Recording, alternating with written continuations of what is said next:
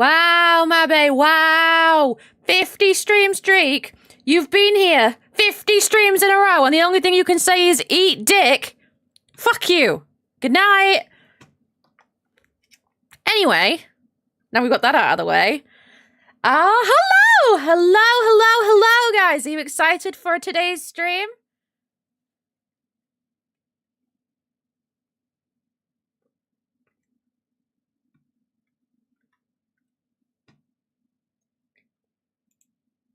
Yeah, it's gonna be fantastic, isn't it? Let me get the fucking music going on here, and then we'll be solid. Yeah! How you guys doing? You doing good? Mood. Oh, I forgot you couldn't hear. Let's get this party started. Oh, you were yapping just to me there. Sorry about that. He was only talking to me! Whoops. Why has this game got no music?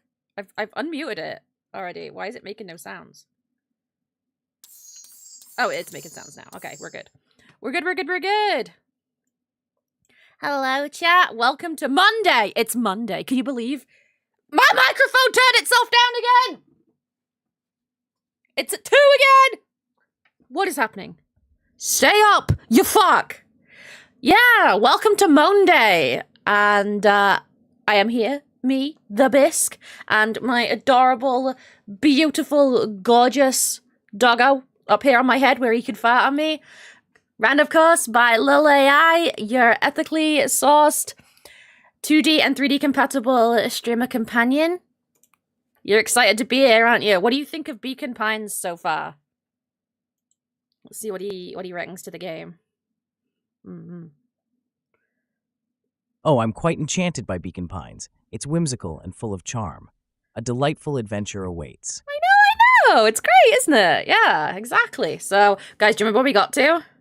Do you remember where we got to and we played last? You better do, cause otherwise I will smack your ass. How you doing, Cluggy? How you doing, Clogalogalus? Shut up.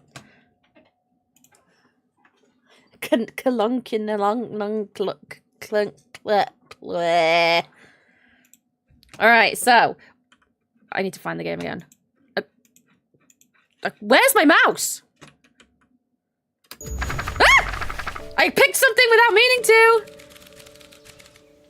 Oh. That's fine. Let me turn my headphones down slightly. I turned them up to listen to a short that had just been sent, and then I forgot to turn it down. Yeah, we're gonna jump straight in, but remember, if you want to ask the boy a question, just say the boy. Actually, if you please could test him out for me, because I haven't checked his vocal cords are working today. You might leave earlier than normal? I mean, today's not going to be a long stream. I'm still going to wrap up at like midnight. So, I'm splendid, Bisque. Ready to spread some joy and wag my tail. He thinks everyone is me. That's adorable.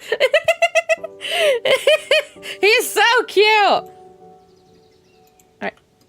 How do I make this game work? Okay. Clouds began to break. Let's see what happens this time. Luca began to respond, but the sky answered for him as the clouds above began to break, revealing patches of star-filled summer night. Oh, that sounds pretty. Down, shimmering in the treetops. Stream streaks are absolutely delightful. They build excitement and keep the community buzzing. Consistency is key, don't you think? Oh, that is very true, actually, yeah. Okay, it's space to move on, not click. Sure, you can meet Rollo. You're not going home? No, I promised Rollo I'd tell him about... Luca stopped himself mid-sentence. Promised you'd tell him what? Spit it out, bub. We're thick as thieves now. If there's a juicy secret, you gotta tell me. Okay. You can come to the treehouse, and I'll tell you both what happened. Heck yeah. How's this gonna work out, chat? Is he gonna be okay with it, do you think? Because in the last time we played this, he got the piss on him, like... Luca saw Beck skulking by the gate. Why are you skulking, bruv? Don't skulk outside your own fucking house. So you're telling me that there's nothing mysterious or creepy about this place? Yo, Wolfie, how you doing, baby? And hi, Jeffy. Made a better version? I'll watch it after stream. Hey, thank you so much for all the hard work, my love. Make sure you say hi to the boy. He gets lonely if you don't keep talking to him. What game is this? This is Beacon Pines. It's mostly boring and empty. Not the game. The house. I refuse to believe that. Big spiked gate. Looming mansion. Rich, reclusive owners. It even smells shady. Beck grabbed the wrought iron bars and shook the gate. You made money from your new job? Fucking sweet, lad. Well done. I'm happy for you. Meanwhile, today, I saw my vocal coach, and she told me that she has indeed seen the karaoke that I did, like 3 weeks ago, and then she...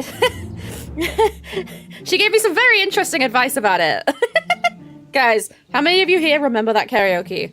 Give me a 1 if you remember my karaoke from like 3 weeks ago. Anybody? Anybody? Anybody? You want to hear it? Bruh! You don't. It was terrible. Yeah, you'll remember it, Lugia. You were the one that kept fucking drowning. Well, as I was told, you zoned out! Wow! You rude cunt! Oh fuck, Lugia's still a mod. Unmod yourself. Do you even know how? I don't know how either. I'm coming, I'm coming. I'm coming, I'm coming. You're still awesome. Just, at this rate, all of my chatters are gonna be mods. And yet nobody's actually gonna do any fucking modding. How do I do this? There we go. Thank you for the hard work, my bab. And thank you for the 20 stream streak, Jeffma. Feel like Lugia would be a good mod? Well, yeah, that's kind of what I'm training him for. Hi, Aru! So yeah, I showed my coat. Well, she watched it over the last 2 weeks, my karaoke, the whole fucking thing. And apparently more, because I walked into the room and she said, "Why were you playing Minecraft till 4 AM? How the fuck did she know that? So she's been watching my fucking VODs, which is great. You gonna message me? Do it, pussy. Do it.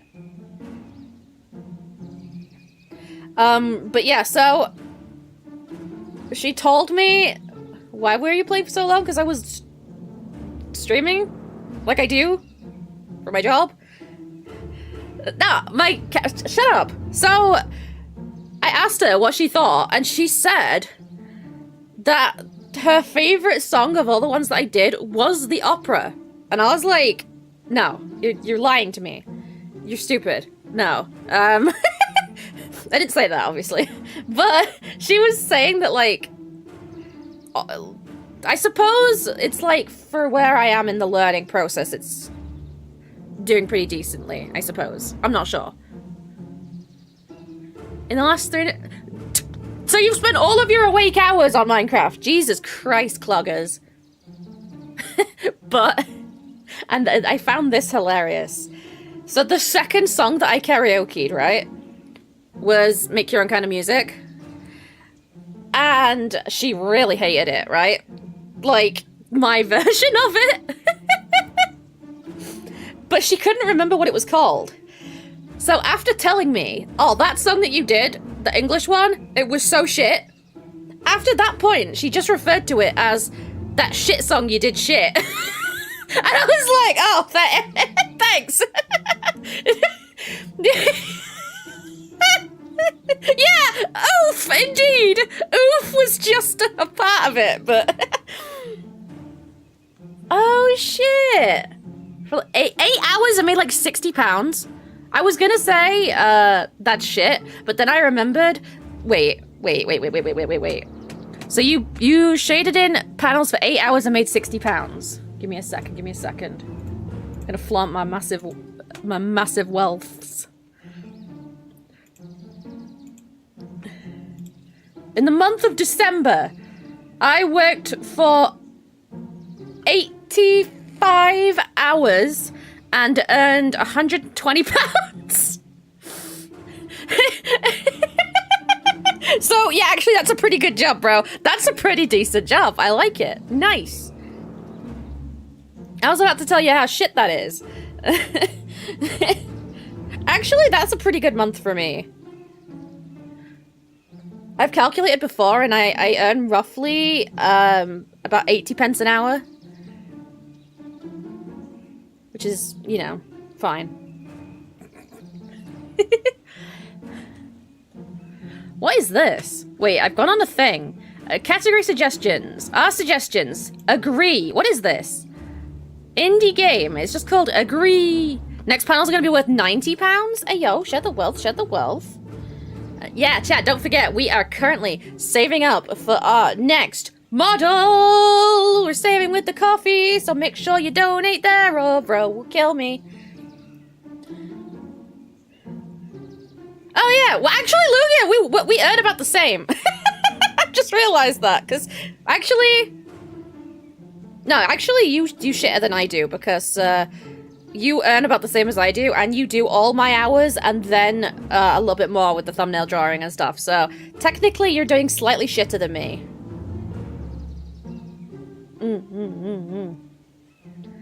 Should I pay your mods for you? Mods don't need to be paid. It's a voluntary job. I'll give you a reference, though. I'll be your, what the fuck is it called? When you verify, like, oh yeah, this person works really great. A recommendation. Wow, Mabe! Way to be a cunt! How you doing? How you doing? How you doing? How you doing? I wonder sometimes if people, like, float through here and hear me calling my chat cunts and think that I hate you.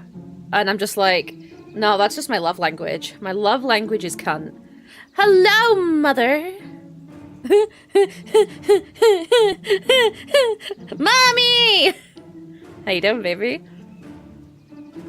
Ah, that's fantastic. That's fantastic. Wait. Oh, why are you over there? Oh, I remember now. Hey, why don't you say hi to all of the lovely biscuits that are here today? You've been great? Oh, I'm so glad. Hello, lovely best clips. You're all positively fantastic. Excited to share some joy with you today. He couldn't say biscuits, so he said best clips. Wow, so I'm your shitting, like, material. That's fantastic. I don't know how I feel about this. Wow.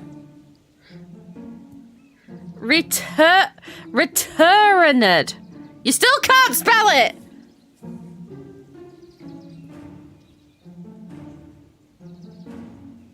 Bruh. You don't need to correct him. I think he feels bad enough as it is. Oh, egg. Hi, for the 7 stream streak. Do nothing. Thank you, baby. Sorry, I just saw that because I'm silly. You've been really hyped? Wait, for what? What are you hyped about? What are you hyped about?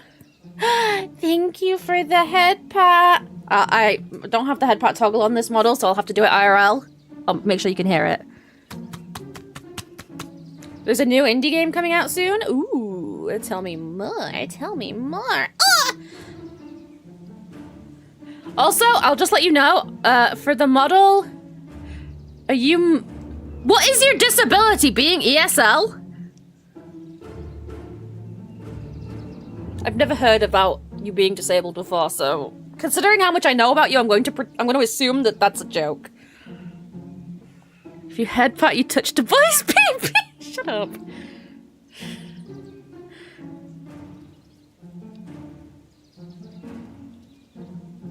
Wait, you're actually dyslexic? Oh, man. I'm still gonna mock you, but that's more of a you thing than your disability thing. Too hard to spell. No, that's fair. That's fair. I've completely forgot what the fuck I was talking about. What was I talking about? I don't know. What game are you looking forward to? I forgot. I forgot how to function. It's Monday.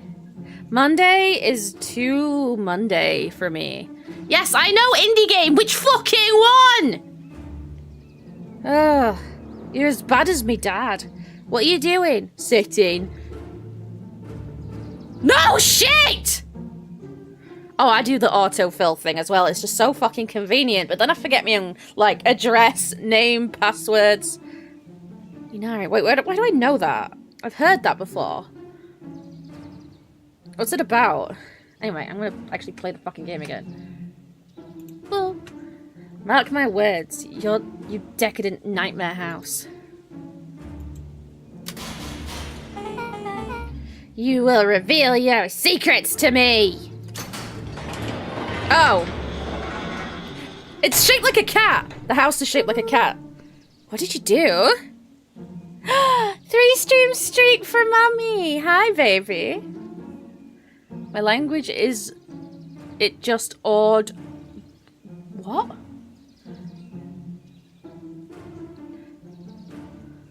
Are you good, Cloggy? You have a bread plush? I don't know what you're trying to say, but yes. First of all, I told you so. Second, hide!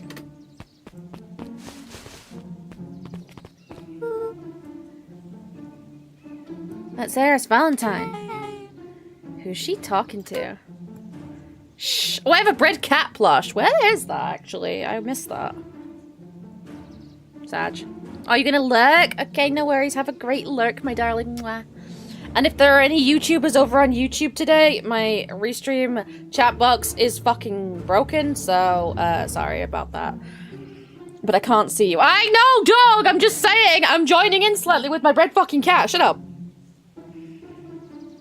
Shh. I expect you to return that suit in working order. Of course. As long as everything proceeds as planned, there's nothing to worry about. The only thing I'm worried about is what's rightfully mine. If that means making some unsavory alliances, so be it. I couldn't agree more. There comes a time to suspend hostilities. Want to know something I used to hate back in the day? Yeah, sure, tell me. I'll deal with our common threat. Now, this is what I was talking about. Beck's voice was an excited whisper. Those gift cards and phone giveaways? So, what gift cards and phone giveaways? What are you yapping about? Proper shady stuff. Someone in a suit like that tried to grab me yesterday. Seriously? Shh. From YouTubers? Wait, are you saying that I could pretend to give away a gift card to, like, farm engagement and then just give it to one of my mods who'll give it me back? Wow! I didn't know about that! So that's how you're supposed to do it, is it? That's embezzlement! Is it? I think that's more lying. Embezzlement would be where, like, you say... Like, if I said to you guys, give me money for a model, and then I used it to buy a car. I think that would be embezzlement. I don't plan to do that. Obviously. Sorry. I wasn't planning to do any of that. Yeah, that pissed me off too.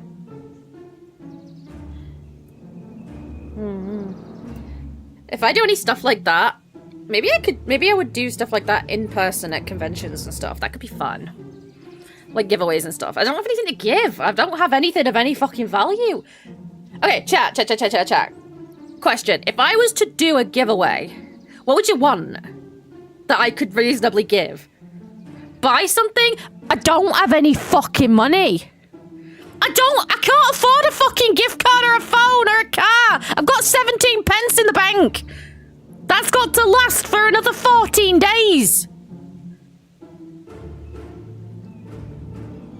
Shaking my head. A private jet! Those mysterious pin badges. What mysterious pin badges?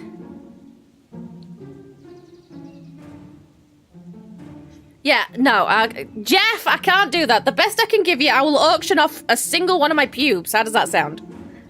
The ones you never sold? Oh my god, you're right. If I can find them, yeah. Ew, exactly!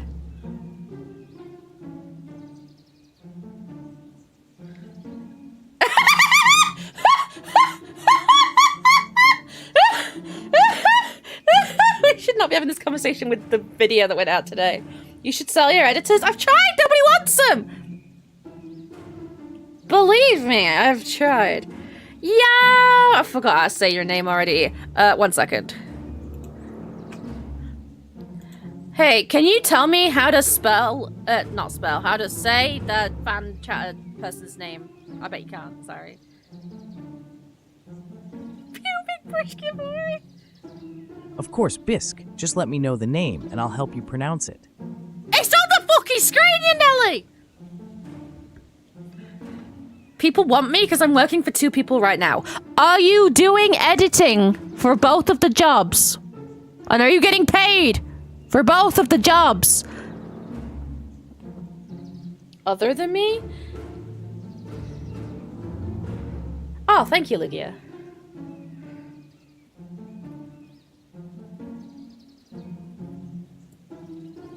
Sir?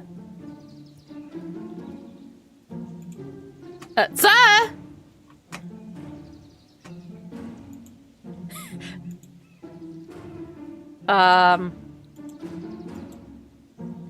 Why is he ignoring you? He gave up? Yeah, he might have given up. Give me a second. £5 per shot. Fair.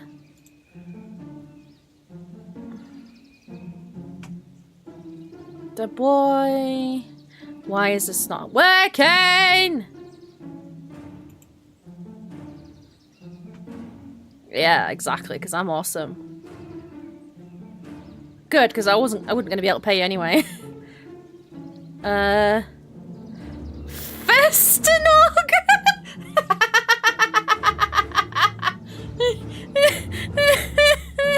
Awesome equals broke? Oh, is that how it works? Is that how the world works, chat? I see, I see. God, my fucking... Do you remember I was talking to you on Friday about how I'd been having really bad, like, indigestion? It's been so fucking bad. It's been giving me, like, sore throat over the weekend. I've had to double up on my stomach medication to, like, you know, fix things. It's so ass, chat. It's so ass. Sag. I like ass. You do understand that when this all inevitably fails, I will deny everything. I wouldn't expect any less of you. You just worry about your part in this and let me handle the rest. I can't wait to see the look on the Rube Kerr's face. Baker! Wait, are you over on YouTube? My thing is wanking up, so I can't see my messages on YouTube. Let me come over. Let me head over.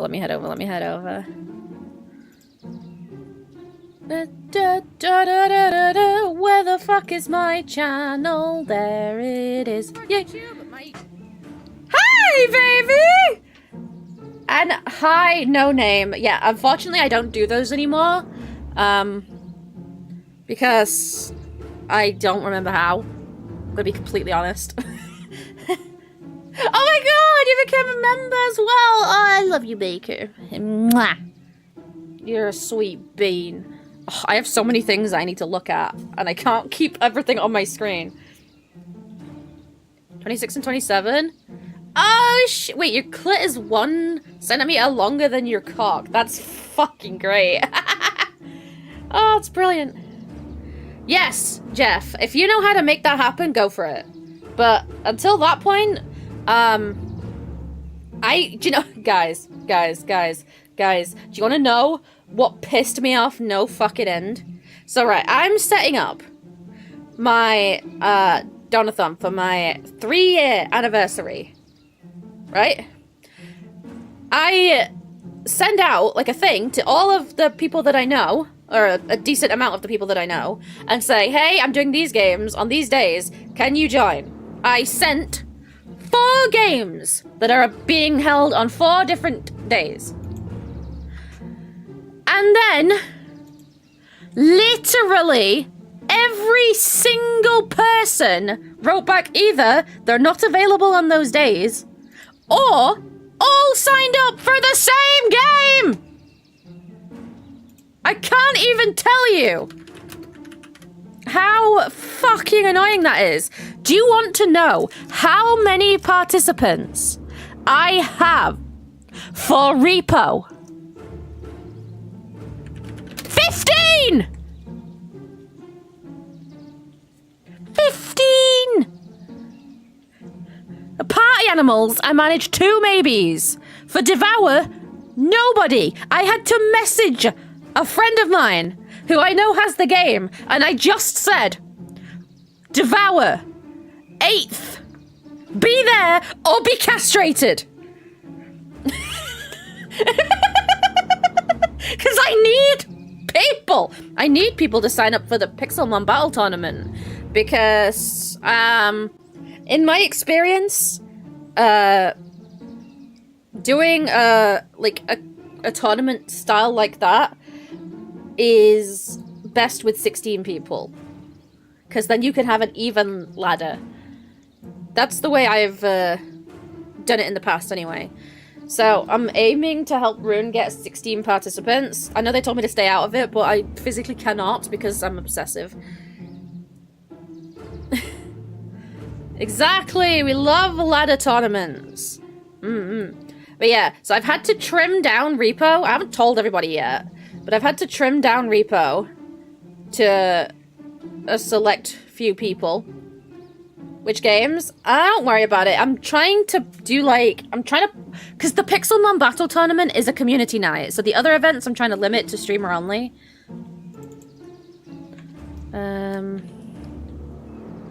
Yeah, you're probably fine. Yes. 1, 2, 3, 4, 5, 6, 7, 8, 9, 10, and me makes 11. 11 is fine for a repo, right? With the mods thingy. Actually, wait, who here is gonna join the Pixelmon Battle Tournament?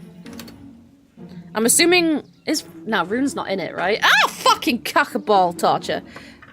Clog, Lugia, Mabe. Was it Luca? Why am I doing this now? I don't know. Who cares? Who fucking cares?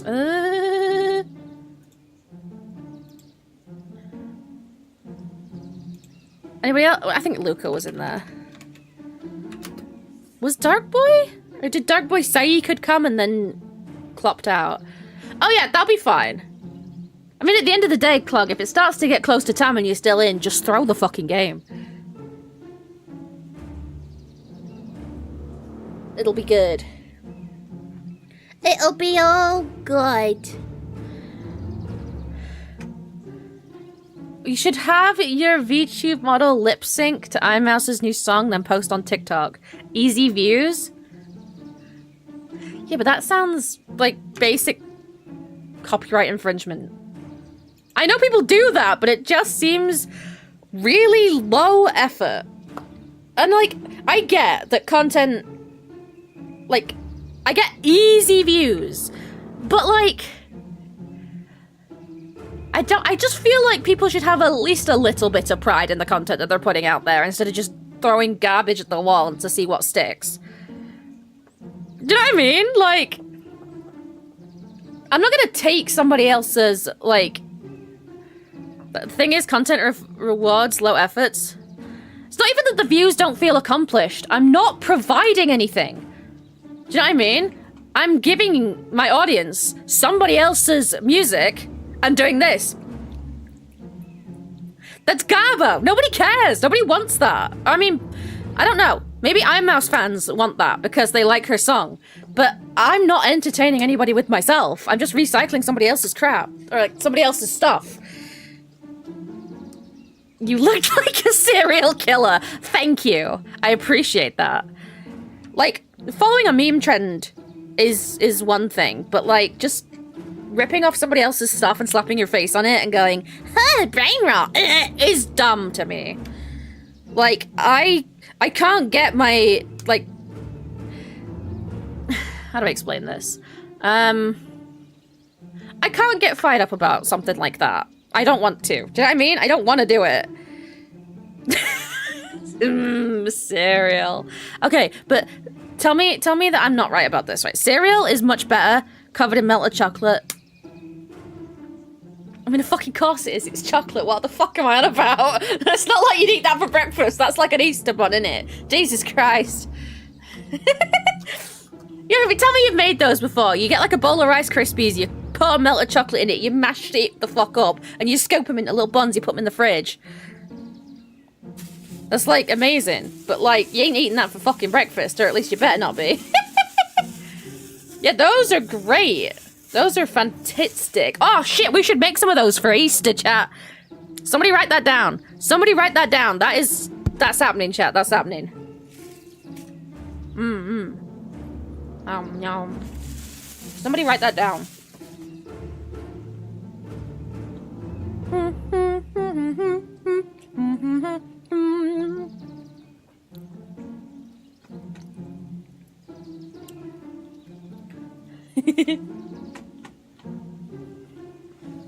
You could buy them at Iceland for 10 times less the price. 10 times less the price than a 50p box of off-brand Rice Krispies and a 10p bar of chocolate. Shut the fuck up.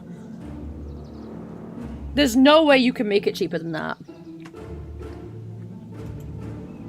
Nah, we're making some of them.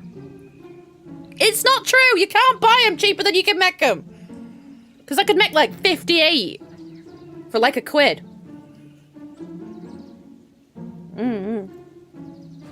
The travelling fee to Iceland would be expensive though. Yeah, it'd be like a tenner! Because I'd have to get a fucking Uber.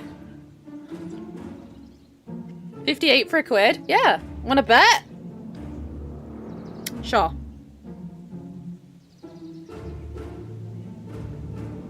What chalk are you gonna use? Whatever is the fucking cheapest. No, Iceland the country? Oh, shut up, Lugia, you daft wank. Yeah.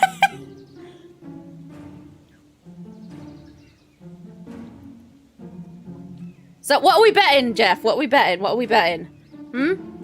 Come on, wager me here. Wager up, brother. Yeah, 58 is a lot, but I can do it. So, what are you wagering? Put your money where your mouth is.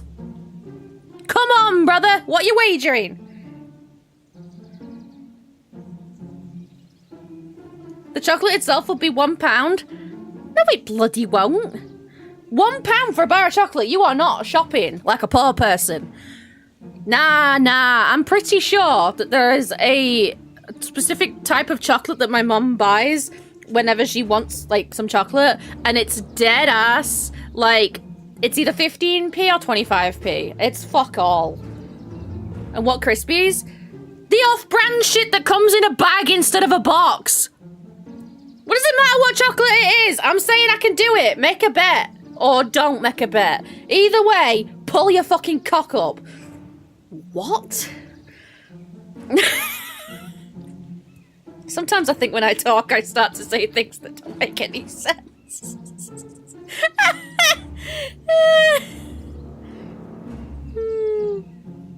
Just because I'm right. Don't matter what I mean. No! I bet you £5 if you do manage 58. Oh, I can easily make 58. It's just a case of keep going, innit? If you use enough ingredients, you can make 58. 100%. I have no doubt about that. They have to be full size? Yeah, 100%. 100%. No doubt about that. £5 is a bit, the fucking hell's the word? Cheap.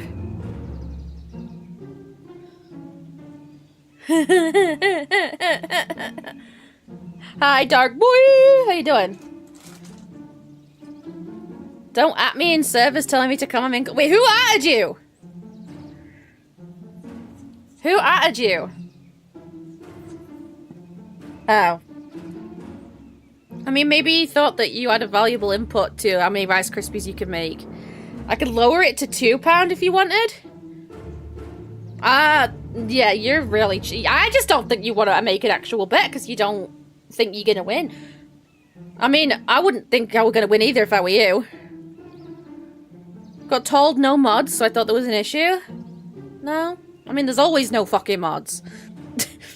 There's literally always no mods. Well, not always, but I have long spates with no mods, so it's fine. Don't worry about it. If something actually crops up, I'll just deal with it then. Damn, Jeff. Alright, well, when Easter comes... Who mod is a great. That's like, not counting the bot mods. I'm gonna put you at 1% volume, so scream if you need me. Okay, I will do. You like your money? Yeah, fucking same, except I don't have any! Oh. Chat. Chat, I was really sad over the weekend. Something happened. Something sad happened. And I wasn't going to talk about it because I thought you guys would just mock me, but I thought maybe I should tell you. One of my snails has not survived. I don't know why. Like, there was no indication. I know. I was really upset, actually. Like, everything was fine. And then they just, like, stopped moving and, like, stayed on the glass for, like, 2 solid days. And I was like, what the hell is Snalick the Warthog? Oh, you mean Hodge? Yeah, it was Hodge. My mom doesn't know if it was the damage to his shell that, like, shortened his life. But, yeah. We were all very sad. Mama Bisque said it's a good thing that he was with us because at least then he didn't have to go in the tank. Like, at least he got to come and have a little home for like a week. Which is probably a really long time in snail years. Jeff! I just asked for no mocking! Oh, you can mock me in a minute. I mean, they're fine, actually. Like, everything... Well, I say everything else is doing fine. 2 of the other snails have not moved in 24 hours, and I'm starting to get concerned. But everything else is fucking fine.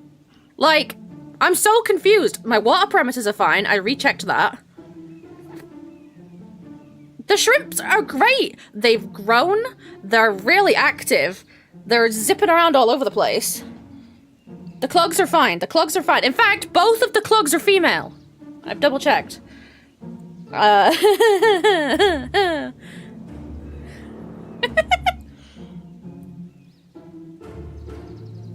the clogs are doing great. They're all like rounded on the ass. Cause like, yeah, they're adorable. But did I tell you actually? I think I was going to, but I found something odd in the tank a few days ago. I was looking with Mama Bisque, and then I saw this, like, little jelly, like, thing with some, like, white dots in it on one of the leaf branches. Oh, yeah, hell yeah, Jeff, hell yeah. So I looked it up, and Google said that it was snail eggs, and I asked Baker about it, and they also confirmed that it was snail eggs. So I guess one of my guys got jiggy. And apparently bumblebee snails need salt water in order to have their babies hatch. So I took the eggs out of the tank and put them in a little saltwater dish. So hopefully something with that will happen. I don't know.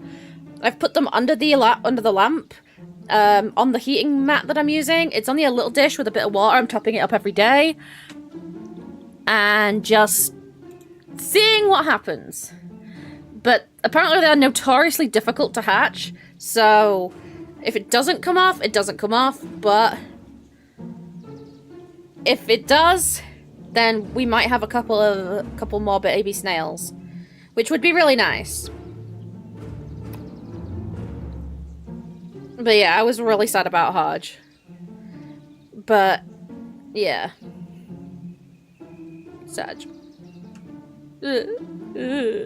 I just hope that it's not all the snails. Like, one of them is still active, but like I said, the other two haven't moved in a couple days. And so I'm just like, oh, I don't know. I'm worried. I'm worried. I don't know what I don't know what I'm doing. I don't know how you care for snails.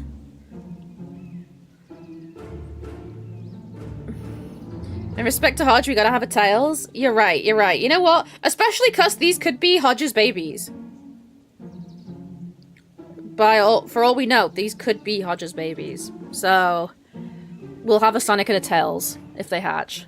God, I hope they do. But I don't know anything. I don't know anything about raising baby snails. Like, how the fuck? I don't even know if I can make them hatch accurately. I'm trying. So we'll see what happens. We'll see what happens. But I'm really concerned that, like, because like I said, the other two of the other snails have also gone really, like, not movie in a couple days. And I'm just like, am I doing something wrong? Because I can't see what I could possibly be doing. There's algae in there for them to eat. They were eating fine up until a couple days ago. Like, they have plenty of light. They've not even been in there that long. The water parameters are fine. So if, like, 3 out of 4 of them don't make it, then I'm gonna have to assume I've either done something wrong or there was something wrong with them already before I got them. Which could possibly be the case, but how the fuck am I supposed to know that? Because I don't know fuck all about snails!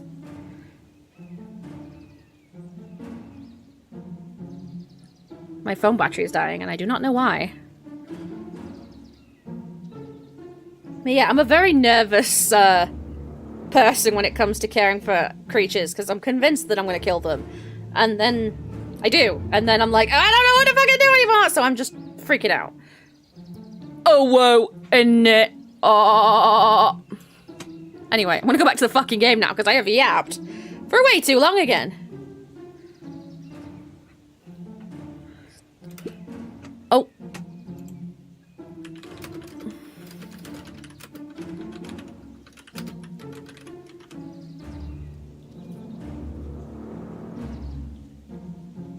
To raise bumblebee snails, ensure a well-maintained aquarium with clean water, proper filtration, and temperatures around 70 to 80 degrees Fahrenheit. What the fuck? Provide calcium-rich foods and hiding spots.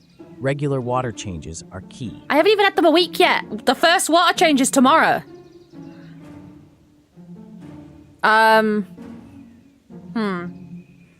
What's 80 degrees Fahrenheit in... I'm pretty sure it's 26, right? And I have my temperature thing set to 29 because it's slightly smaller than the tank. Like, it's slightly smaller than the tank needs. Yeah, 26. So I have my heater set to 29, and the last time I checked it was maintaining a solid, like, 23 in the tank. So that should be good. The temperature should be good. What's a calcium-rich food? Maybe it's calcium that they're lacking. Although a week, I don't think would have been long enough to, like, fuck up their lives. I think it's a pretty well-maintained aquarium. It looks nice. I don't think snails eat milk. Well, Mama Bisque agreed that if something happens to the other two that have gone real slow, that we'll go back to the aquarium and ask the fucking guy. Because he said, just throw them in there and they'll be fine. So, like, I threw them in there. They're not fine.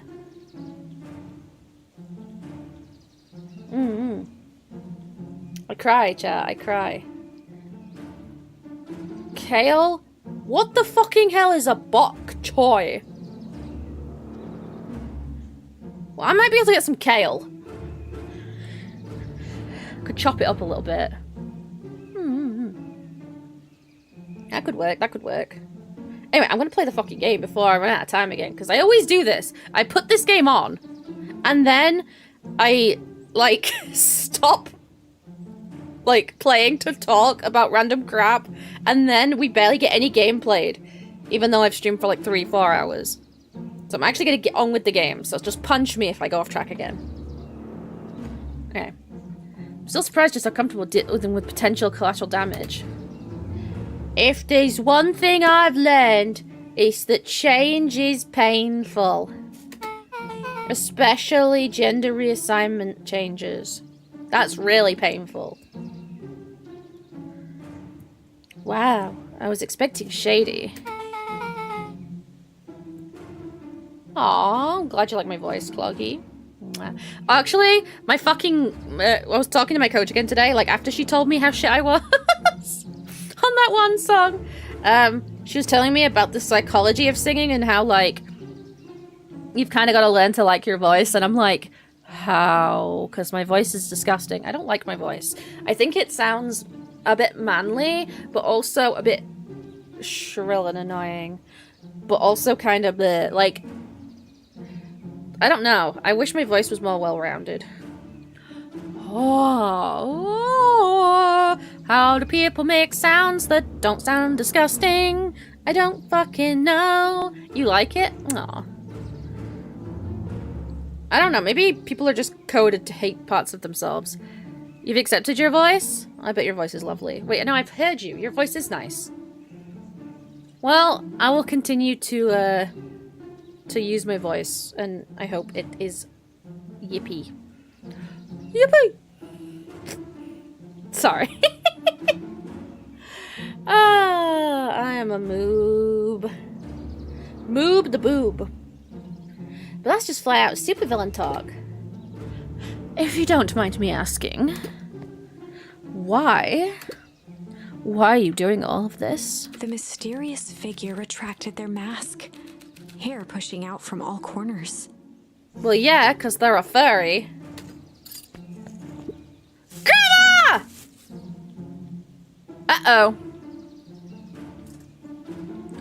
One thing you hate with yourself, your nose is crooked? Oh, I'm sure it's fine. Like, it can't be that bad. Like, I suppose, like, as long as it's not crooked and painful. I cracked my nose once, and ever since then, it, like, hurts sometimes. Like, I can't wear glasses. Like, sunglasses. Because it's painful. Looks like the flash symbol? Well... Jesus Christ! Okay, that might be a bit rough, but still, that's unique. It's very unique. A chill ran down Luca's spine. I wonder why! His vision blurred. Vex stifled a sharp wince, and Luca looked down to see himself wrenching her hand. An answer I can certainly respect. Gran tousled her hair back under the face mask. So, is she the one that nearly killed me yesterday? Just remember, keep everything nice and normal until the festival. I don't need lessons in rousing suspicion. Gran gave Eris a curt nod and disappeared into the night. Yikes.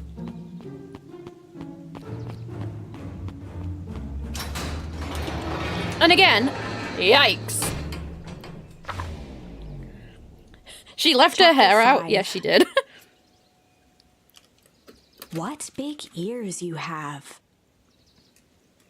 Lucas sat shivering in the bushes, staring at his feet. Aw, the poor little lad. After checking to make sure the coast was clear, Beck gave him a gentle tug on his sweater. At least it wasn't her pubes. Oh, Christ. What's wrong? You look like you've seen a ghost. Why are you so scared of that old lady in the hazmat suit? That was my gran. That was... your gran? Yeah. Okay! Well, I'm sure there's a perfectly reasonable explanation for all of this. Let's just get to the treehouse and figure things out there. Lead the way. Okay, well that was rough.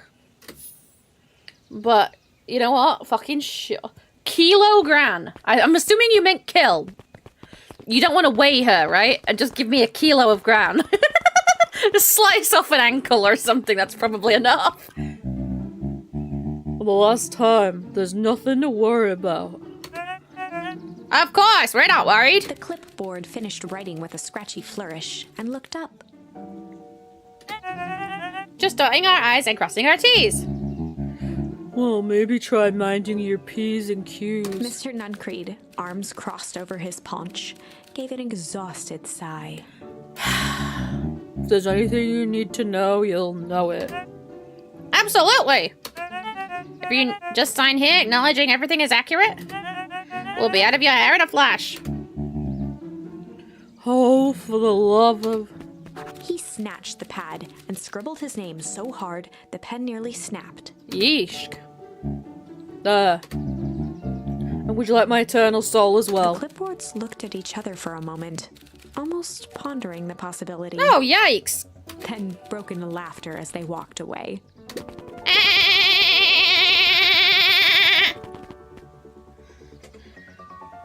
I'm not talking to you. You killed me last storyline.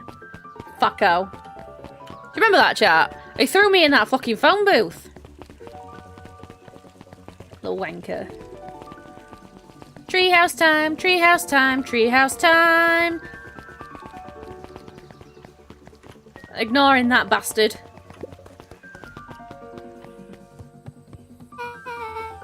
Oh, this is nice.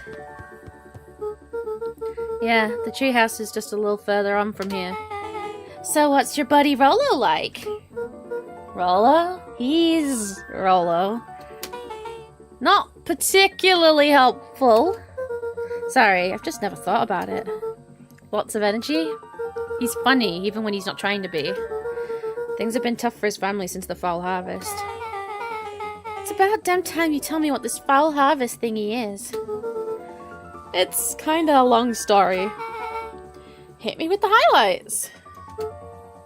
Rolloing around. Actually, did you know that in England, Rollo is the name of a chocolate? I feel like... I'm pretty sure you did know that, considering that I'm pretty sure everyone here is fucking English. Okay. There used to be a fertilizer company called Valentine's. They were kind of a big deal. Ooh, big deal fertilizer? It was a big deal to us.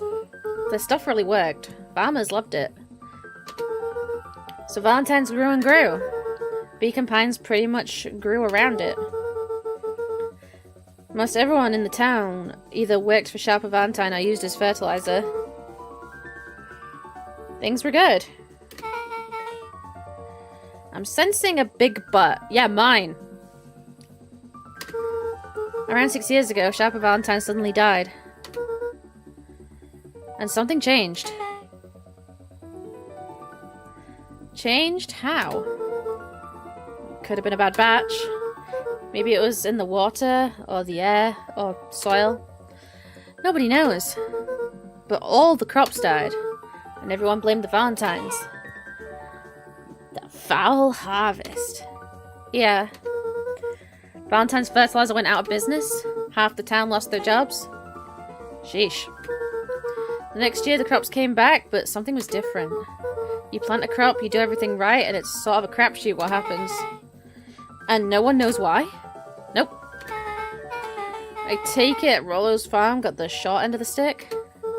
Yep, for some reason their farm was hit harder than others.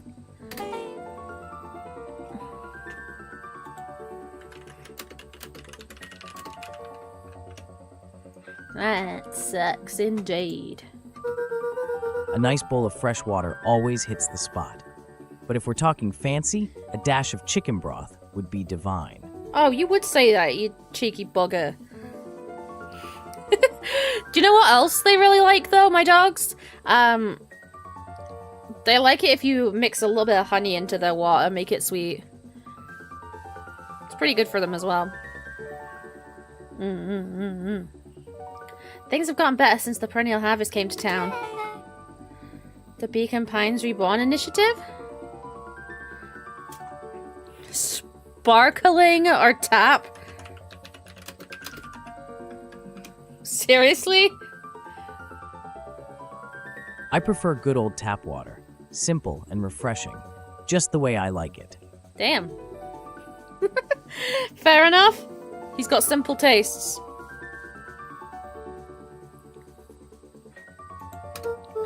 Yep. First thing I did was give the town a deep scrub. They even put us up in hotels one town over for a week while they decontaminated the groundwater. I guess that's how they moved us over here without us noticing. We better get going. What country's tap water? England, obviously.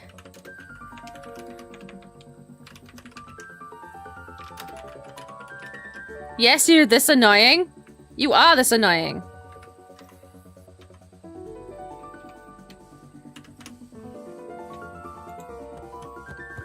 Off we get. What is this signpost? Oh. Ah, I'd say British tap water. Crisp and clean, just like my manners. Please do not make me not swear. He could like Italian. He's never been to Italy. He only knows Polish water and English water. It's about time. I was about to give up and go home. Who's the new kid? Name's Beck. You must be Rollo. I see my reputation precedes me. Welcome to Mission Control. Rollo waggled his head with pride. You'll find we've spared no expense in construction. How have you had Italian water? I've seen worse looking piles of junk. Thanks. Hey, Luca, you know the security concerns we talked about? Yeah. While I was waiting, I made some improvements. Let me lock this baby down for a little test infiltration. Can't be too safe these days. So he's gonna lock down and we have to break in.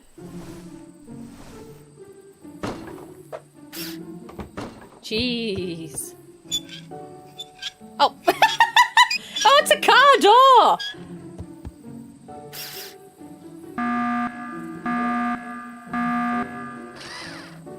Oh, yikes. He goes all out, doesn't he? Always. Lavish. Oh. Infertilization! Please, no. I don't need any more help. Okay, so first of all, we gotta hit this. Oh, I missed. Can I... How am I so bad at this? Pick up the fucking thing! Oh my fucking god.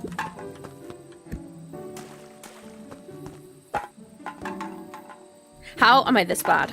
Do I have to, like, go all the way back here? Oh my fuck! Do not close me. Yeah! Oh, for fuck all's sake. So, his security measures is that you have to play a stupid game.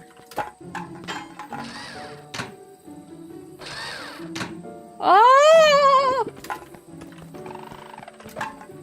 Oh, you fucking wank cock.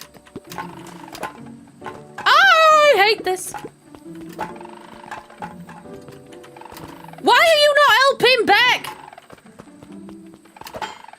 Ah, that worked! That worked! That worked! Thanks, clock. Where'd you guys get all this junk in the first place? There's a guy in town named Jeff who trades us junk for snacks. Junk food for junk. Fair return. Nice.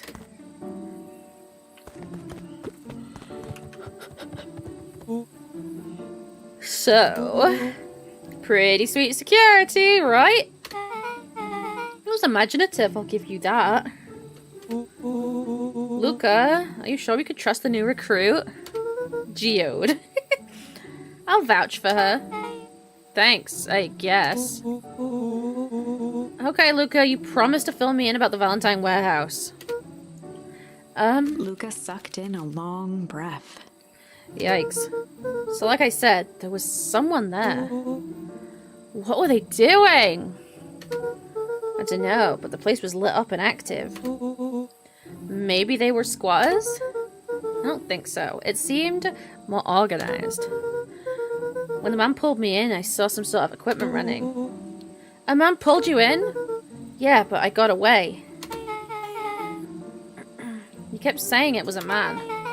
They were wearing a mask, right? Yeah.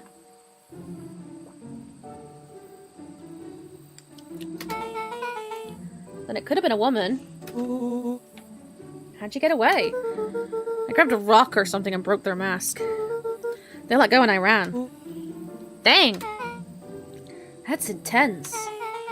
No wonder you freaked out when you saw your grandma. Yeah, that's the other part. On our way here, Beck and I saw Eris Valentine meeting with Gran. Wearing the same sort of hazmat suit. Rollo let out a low whistle. Shh, my phone died. Oh no, my face is frozen! And they weren't there for idle chit-chat. It was a proper clandestine meet-up.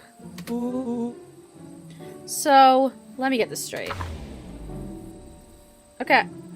Oh, I pressed a button. I pressed a button! I pressed a button! Whoops. Continue to get this straight.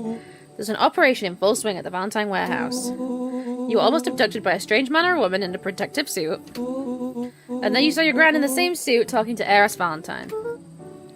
Pretty much. I'm beginning to think this town is kind of awesome. Rollo and Luca shot back a look. Damn. No offense. And so, we can logically conclude, aliens, or alien zombies, have infiltrated the town. And the leader is your gran, and she tried to murder you. First of all, and for the last time, it's not aliens. Aww. You're a sweetheart, Cluggy. Second, it couldn't have been my gran at the warehouse. I broke that person's mask to get away. The mask Gran was wearing wasn't damaged. Oh no, because she couldn't have picked up a fucking new one. But she's definitely hiding something. Maybe. Your Gran is weird, but she might be the most boring person in the universe. All she does is sit around all day making jam. What could she possibly have to hide? I don't know. We haven't talked all that much since she moved in. Moved in? Your gran isn't from here? No, she came a few months back to take care of me after his mum went missing. Did you know your gran before? Not really, no. It's been years since I'd seen her. Luca, don't take this the wrong way. But are we sure your gran is on the up and up? Fucking no. Luca gazed out the window. I'm just saying. Sounds like strange stuff has been happening since she showed up. We could say the same about your family.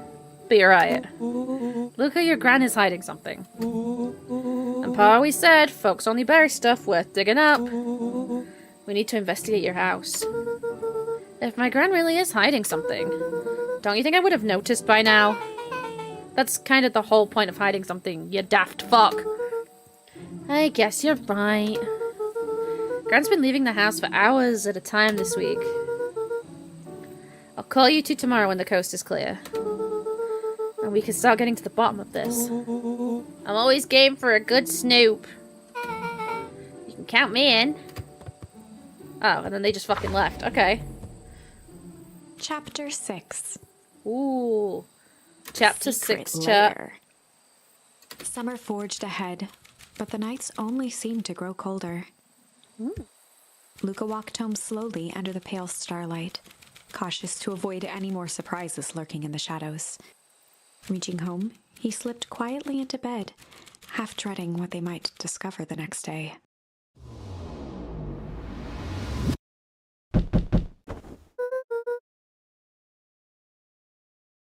What time is it? Gotta find your ears? Where'd you leave your ears? How do you lose your ears?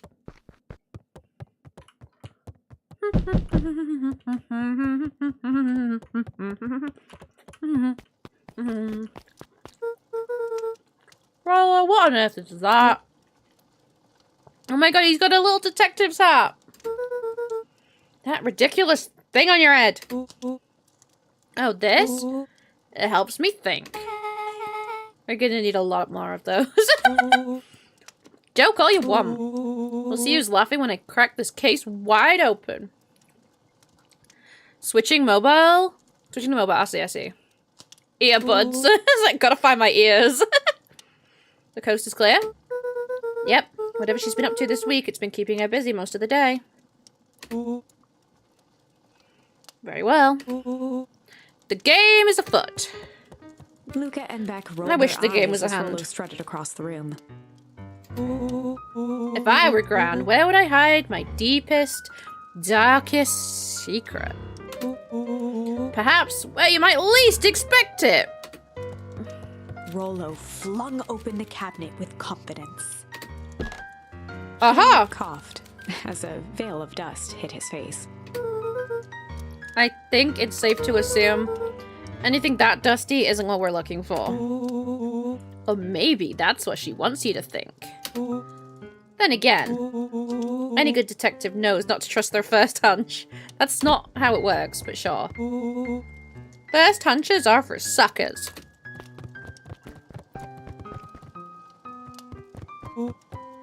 Eureka! He's just being annoying! She lit a fire in order to burn the evidence. The fire has been going since the start of the game, Rollo. Drat, it may already be too late. Just think of the mounds of documents lost to ash. Okay. I'm gonna stop you right there. Can we just think for a moment with our brains? Luca, is there anywhere Gran doesn't want you to go? Yeah. The closet upstairs? So maybe it stands to reason that we should check there first. No dice. It's locked. Well. Look who stands to reason now. What does standing to reason mean? Like you stand up when someone is reasonable? And I have no idea where the key is. If it really is important, then she probably keeps it with her. Anywhere else? She has her berry bushes. Who has ever thought, I'm gonna take this important thing and throw it in a bush? True. Anything else? Maybe something out of the ordinary? Well, she is always worried I'll break her fancy dishware in the kitchen. But it doesn't matter anyway. I can't reach the latch.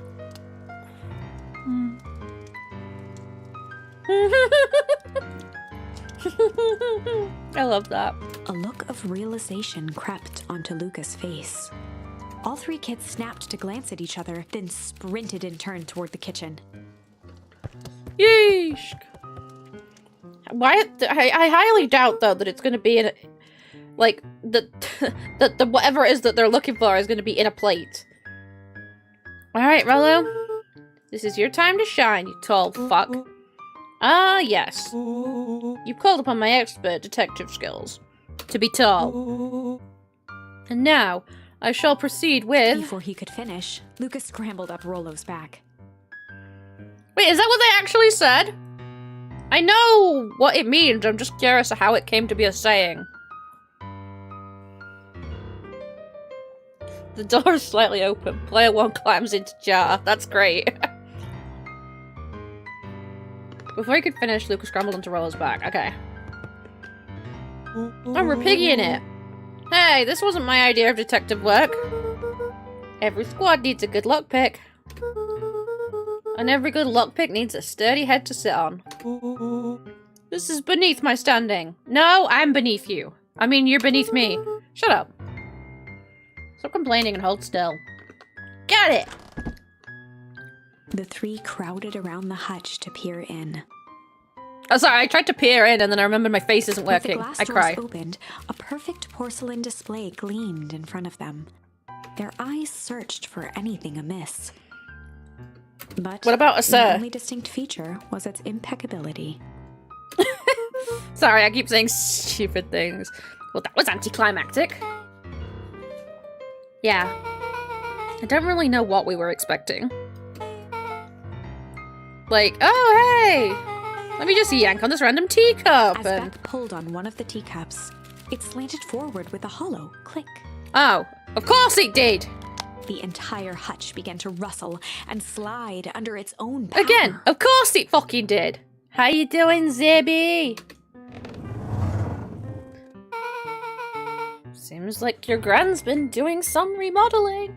Unless it was always like that. Dude, only 2 types of people have secret lairs. Evil masterminds and superheroes. So, which one do you think she is? We're about to find out.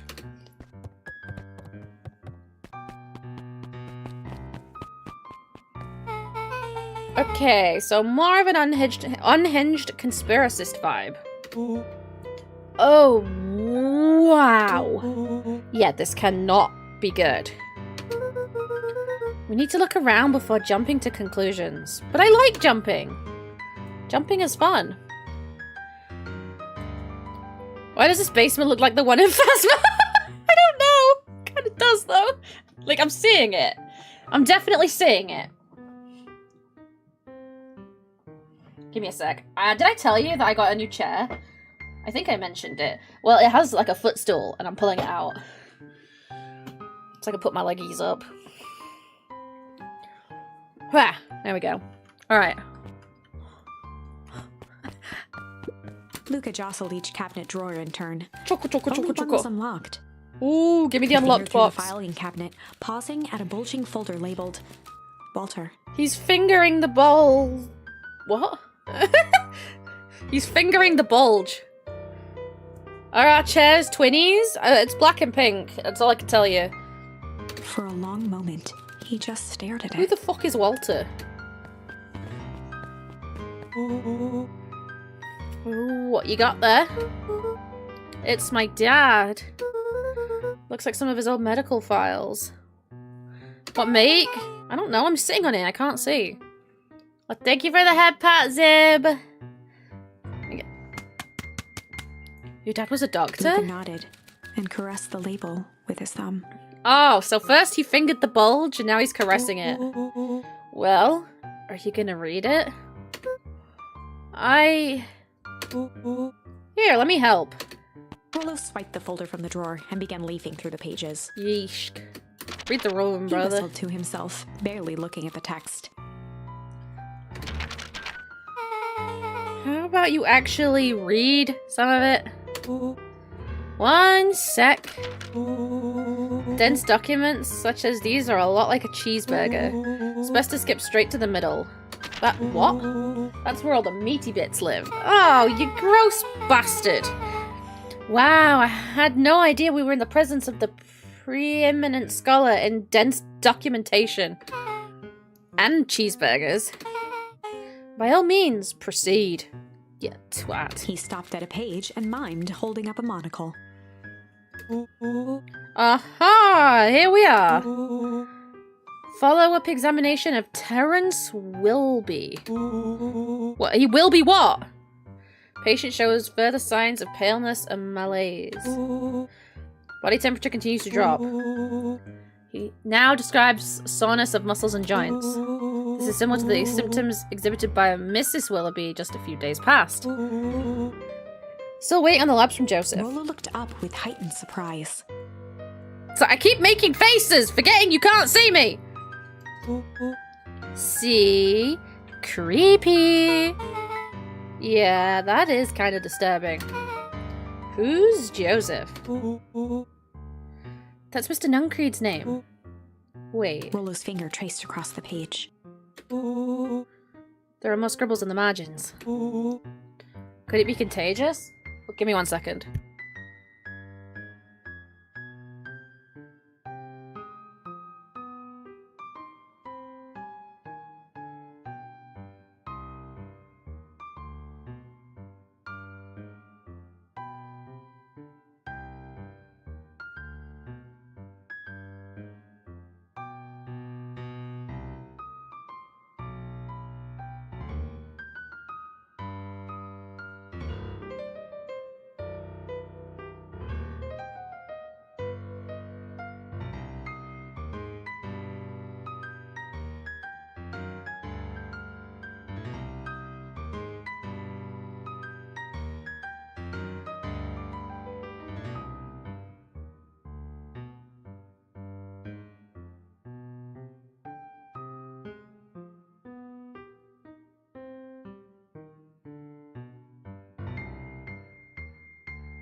All right.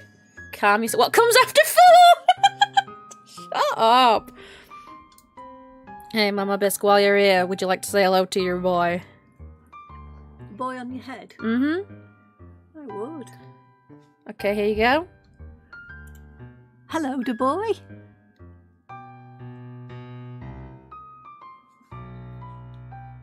Hello, Bisque. Just a cheeky pup here, ready to wag and chat. What's on your mind? This is Mama Bisque. This is your grandmother? Question mark? That's cute. Hi, Clog. Do you say Clog? Clog, yeah. Good. Hi, Luke. Oh, Mama Bisque, how delightful. A little cheekiness from the family brings warmth to my tale. Aww. What's it saying? I can't see what He's it's... talking to you. Oh, You spelt your it's name wrong, but he tries. like I'm a nice little Soup. yeah. A little soup. How delightful, a little cheekiness from the family. Oh, he's cute. How does he work? Well, we just talked to him and he talks back. Nice. He's a sweet little lad. Yeah, he's powered by little AI, your ethically sourced companion for 2D and 3D streamer models. Or So can you do any? companions. Can you put any model you want to it? yeah, Oh, basically, cool. yeah. And can you pick his voice? Yeah, you can. There's a bunch of different voices that you can pick from. There's a bunch of free ones, and then there's some other that you can access through a separate subscription. Oh, he's lovely.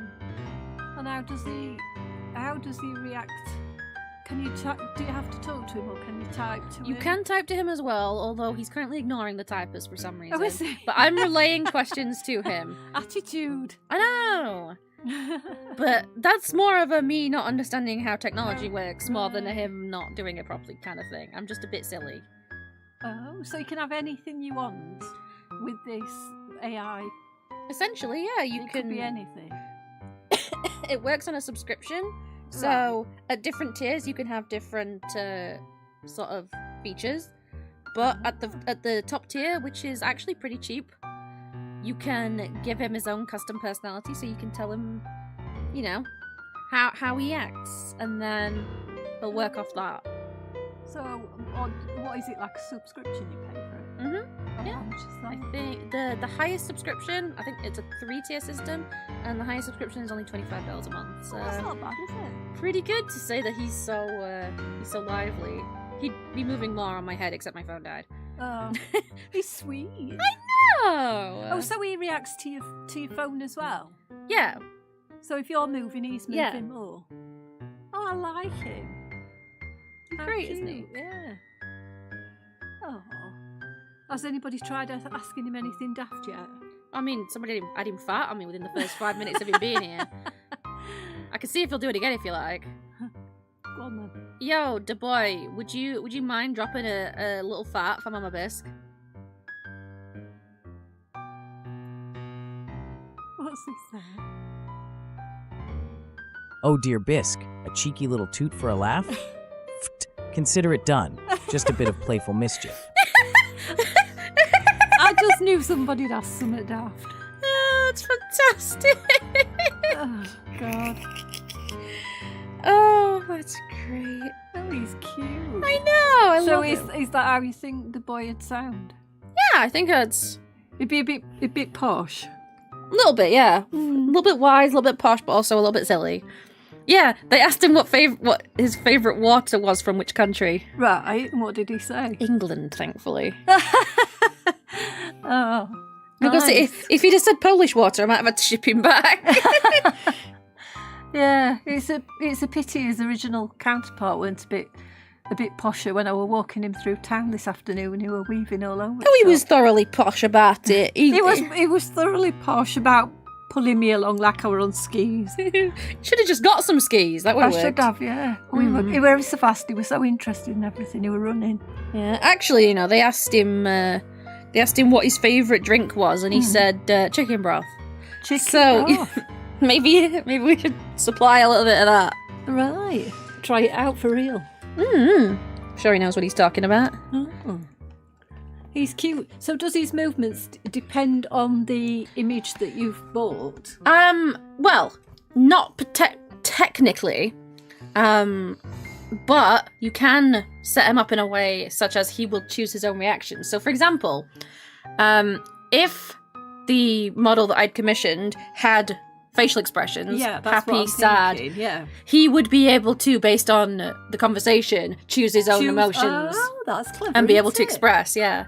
And if you're good at if you're good at setting things up, which I'm not, but if I was, you can actually also give him the option to pick assets out for you as well. Like So what? he could dress me, he could pull out some sunglasses and put them on right, me. right, that'd be natty, wouldn't And it? that would all be within his control, because he... And what you can do with this then, that would be... You could yeah, do he that. would choose when to do that, yeah. Oh, practice makes perfect. You'll have to have a go. Yeah. I tried, but I ended up getting a pair of sunglasses stuck on one of my eyes. Well, that's probably, in actual fact, that's probably what he'd do if he was trying to put them on you, wouldn't he? To be fair, yeah. Oh. I mean, technically we are just chatting right now. What? Clog. What's it say? We're talking about the game categories. Oh, it's me. I always come in and start chatting. No, Sorry. you're alright, you're alright. I do. This is good. Can the boy change categories? No, he cannot change categories. Can you imagine that if you were in middle of a scary game and he just decided to put Minecraft on or something? No, he's not a substitute for a mod, he's more of a friend. Oh, he's cute. I like him. Yeah, I like him too, he's great, isn't he? Hmm. And the fact that he's also like, he looks like my dog, he's got the personality of my dog, the fact that I've been able to set him up so personably, it makes it feel like I'm really talking to my dog. And that's nice. Well, he's clever, isn't it, how they've done it, to make him, like, react to what you're saying. He's very smart. Because he reacts along whatever you've said. Yeah, And they can't know what you're going to say. exactly. It's all, like I said, it's ethical, non-generative AI. It's really So it's not trained using people's private data, essentially. So they'll have, I suppose, scripted conversations to run through a stimulation so that he can pick up learn a words. bunch of different ways to react to things. good. Yeah.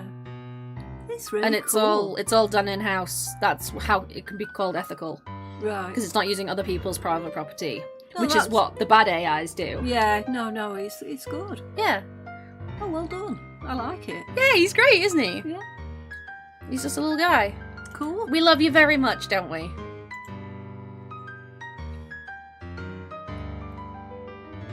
Oh. Absolutely, Bisque. Love fills the air, and it makes my tail wag with joy. Oh, isn't he great? He's sweet. Yeah, he's so cute. Right, I shall leave you to it, shall I? Okay, if you would like. Yep, have fun. What are you playing? Beacon Pines. Oh, I've not heard of this one. Is this a new one? Barely, only started Did you it in the finish last the couple of other one? weeks. No, I'm doing that tomorrow. Right, cool. Right, I'll leave you to it then. Bye, everybody. Alright. Good night, Mama Becky Boop Boop Cheek Boop Boop Boop Boop. Good night, darling. Yay. Oh, I told them all about Hodge. Oh, did you? Yeah. Oh, poor Hodge. Yeah, they were very respectful about him though. We Oh. talked a bit about stuff, but I still don't know exactly what. Well, no, we don't know. Like, yeah, I don't know. I'll have to wait and see how the other two do. Yeah, I mean, Because, I mean, either... If the other two are both the same, then it's going to have to be either something I've done or something that happened to them before before you we got, got them. them. I mean, Yeah. the fish are doing all right, aren't they? Exactly, And the yeah. shrimps are doing all right. Yeah. They're whizzing about. Yeah, the shrimps were really out and about earlier, weren't they? Yeah. One of the snails is still very active, isn't it? But the other two are just sitting there at the moment. Yeah, and they've been still for over a day now. But a couple of them, I mean, Hodge, the one that's gone, he had quite a lot of damage on his shell, didn't he? Hmm. So we just don't know. They want to know how your day's been. How my day's been? Fab. You got any more detail than that? I walked next door's dog this morning, and then what did I do when I came out? Can't remember. Knowing you, housework. Housework probably, yeah. And then we went to town. You're spinning me again. We went to town this afternoon, and I took the boy with me, Mm-hmm. and he had a rare old time. He's so gorgeous. Everybody wanted to talk to him, So It do I be like must that. have talked to about 10 different people. They all were coming up to me going, can I fuss him? Can I fuss him? Yeah, it's very nice. A little couple, I can't really say where they were from, I don't know, but they looked at, if I was to say what I thought they might be like Indonesian or something. Couple came up to me and they said to me they were missing their dog because they'd moved over here to work and they'd had to leave it behind. So they come and had a fuss at him, and then they were like really thankful for letting him cute, innit? for letting him have a fuss. Yeah, I wonder if they look similar. I think theirs was an Alsatian. I was gonna say, I think dogs like him would fucking suffer in Asian Oh countries. God, yeah. Jesus Christ, he's hot here, and this is He not a is. warm country. He's hot now. Exactly. It's like -1, and he's just like laying there, like. He's laid upside down with his legs, the Kimbo, like going panting like Yeah. he's on his holidays. When it fucking snowed, he shat Oh, himself. he loved it, didn't loved he? it so much, yeah. Yeah, running up and down, in and out. Carpet went flying. Mm-hmm. Every time he runs in from outside, he sends carpet skidding to the other end of the room. Yeah, it's looked like a rug thing. Yeah, it's a big rug, and he Scuttles it. scuttles it to the other end of the room. He's cute. Not to mention he was the wettest creature known to Oh, mankind. God. And then he jumps on your Then- bed and sits down. He does, or he jumps on my knee and he's wet through because it were raining, weren't it? Mm. Yeah. Jesus, a clog. So, all in all, a good day. Yeah. Yeah. Lubbers, Mama Bees. Right, I'm going. Okay, I'll See see you you later. in Enjoy the your game. morning. 1 second.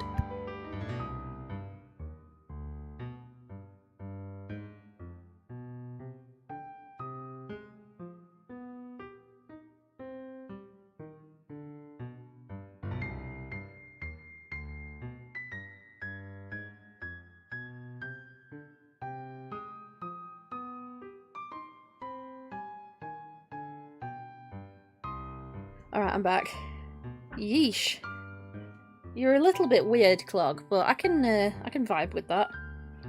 I can vibe with that. I think my phone isn't charging, so I'm just gonna pop the charger out and turn it around, because sometimes that'll fix it. And we'll just hope for the best. And then, back to the game. You guys ready? Oh, that is charging it. How annoying.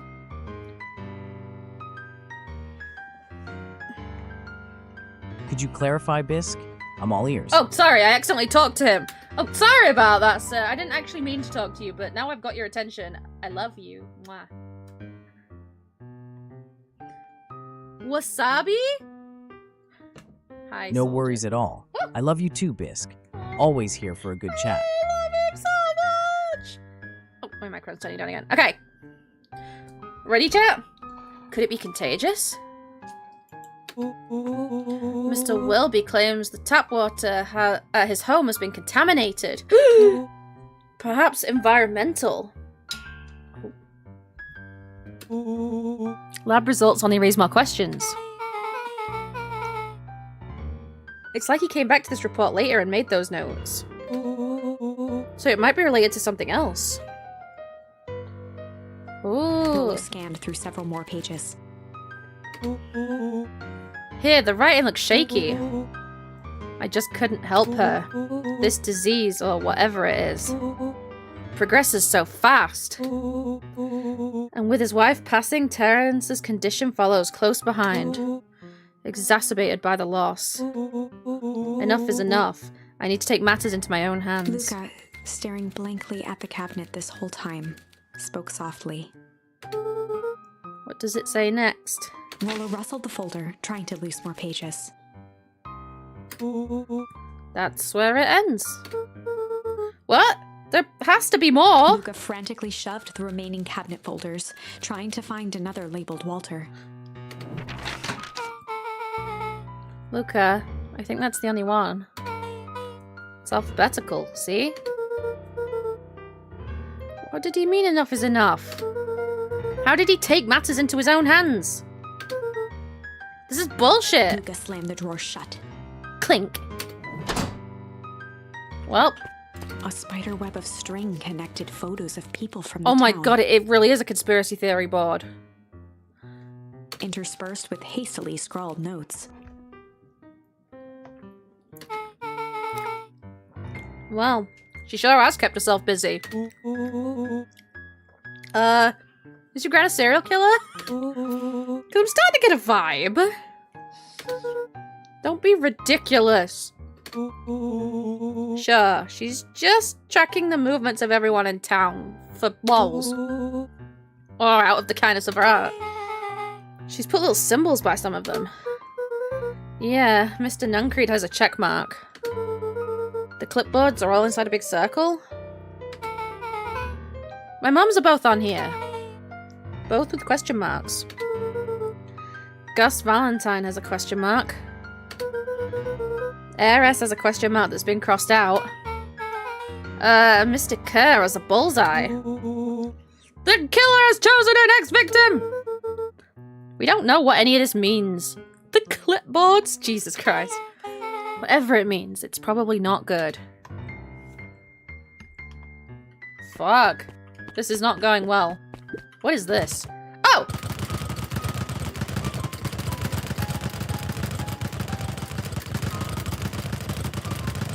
But you're not telling me that this is not going to be an achievement. Seriously? Fine. Explodey barrels. What do we have here? Barrels marked caution, explosive, and jam jars.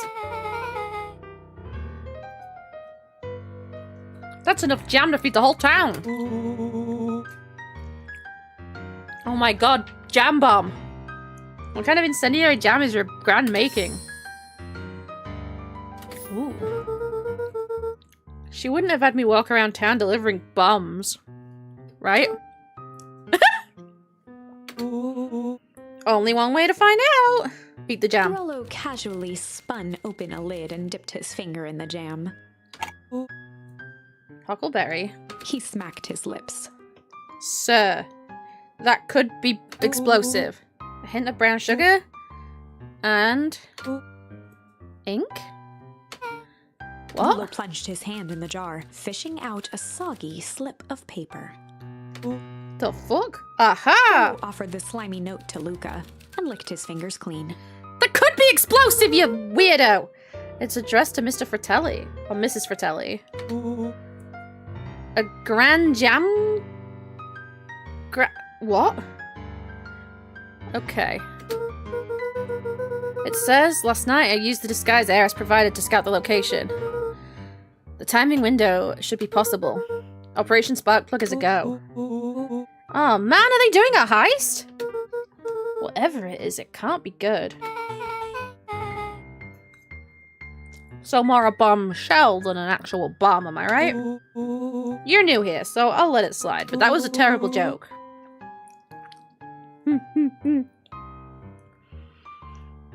Sure. Okay. Oh, I haven't looked at this yet. They crowded around a worn-down old map of Beacon Pines. Cool! This looks like a treasure map. Not every old map is a treasure map, Rollo. Yeah, but every treasure map is an old map. Not true. What about when they were just drawn? Can't follow that logic. I can. Look, there's even a pathway drawn on it. It starts at the entrance to town, and if we follow it... Rollo carefully traced the path with his finger. It leads right He jabbed to... down at the end point. Town square? Well, it's like 4 feet away. That's a fountain in the middle of town. What a weird place to hide treasure. Rollo, that doesn't look like treasure to me. The end of the path on that map has the same symbol as those explosives over there. What if we all made treasure maps now? Yeah, they wouldn't be old maps. They wouldn't be old, would they? They'd be new maps. Well, what treasure are we leading ourselves to? Testicles. A real bummer. Rollo, what's the thing you've been excited about for the past month? The festival! Gulp. Did you just say gulp? This feels like a gulp kind of situation. Everyone will be gathered near the center of town. To Greg's? Brilliant. That's the ketchup, not me farting. She's gonna blow up the festival! Not if we stop her. So that's the plan, Gran? She's gonna blow up the entire fucking town? Great.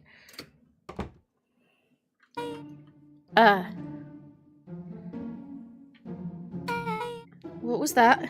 Luca looked up from the map. What was that? No, I heard it too. That was the front door. Which means someone just shut the door. Which means someone's upstairs. Shh. Quiet. Hit the lights. Beck flicked off the light, and they became statues in the dark. Overhead, creaking floorboards bent under slow, deliberate steps. Well, not like they left the fucking door open, is it? The kids looked up, the tilt of their necks following each footfall. Yikes. Creak. Then suddenly, it stopped. Without realizing, they'd been holding their breath. All three exhaled shakily and glanced at each other. A muffled male voice broke the silence. Uh-oh. Hello? A final few footsteps reached the entrance above them, and the voice now echoed down the stairs. Anyone down there? The three kids shuffled to the corners without a peep. Peep. As he began to descend the stairs, the man's voice punctuated every new step. Uh-oh. Thump, Yoo-hoo! thump, I'm not here to hurt anyone. thump, I'm just here to help. Just... thump. At the bottom step, the man paused, squinting to search the room for signs of life. Huh. Guess it's nothing. Rollo shifted suddenly. Luca gave him an intense, chastising look and whispered through clenched teeth. Rollo. Down. It was too late. Rollo was already inching toward the stairway. He screeched as he charged toward the shadowy figure. Oh, this dumb wank. Flaming chicken coop! With all his weight, Rollo tackled the man to the ground. Okay. Rollo? Mysterious creepy man? Anyone there? From the dark corner, they Jesus! saw something move. Well, didn't know I had it in me. But there was only one way to find out. Holy crap, Rollo, that was awesome. Wait, did you just kill that guy? Luca scrambled to the hunched figure on the ground. I doubt it. Pressing his fingers to the man's neck, he sighed with relief. Not dead, just clonked. You sure clobbered him good, Rollo. He's knocked out. Let's go. As Beck flicked back on the light, Luca and Rollo both gasped in stereo. Mr. Tolliver, the fuck are you? Chapter 7. The Interrogation of Hiram Tolliver. Oh, we're gonna interrogate. Nice. Still unconscious, Mr. Tolliver slumped heavily in a shoddy old chair. His hands were bound with rope, his feet tied with some loose string. The kids huddled in a circle, discussing their plan. One thing was certain, they couldn't just let Mr. Tolliver go. They needed to know what he was doing in Luca's house. After some deliberation, it was decided. They decided to tie him up. That's great. They'd run the classic good cop, ? Cop.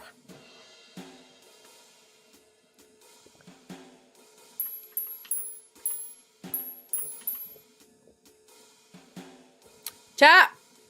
Hard, okay. Hard cop. Shut up.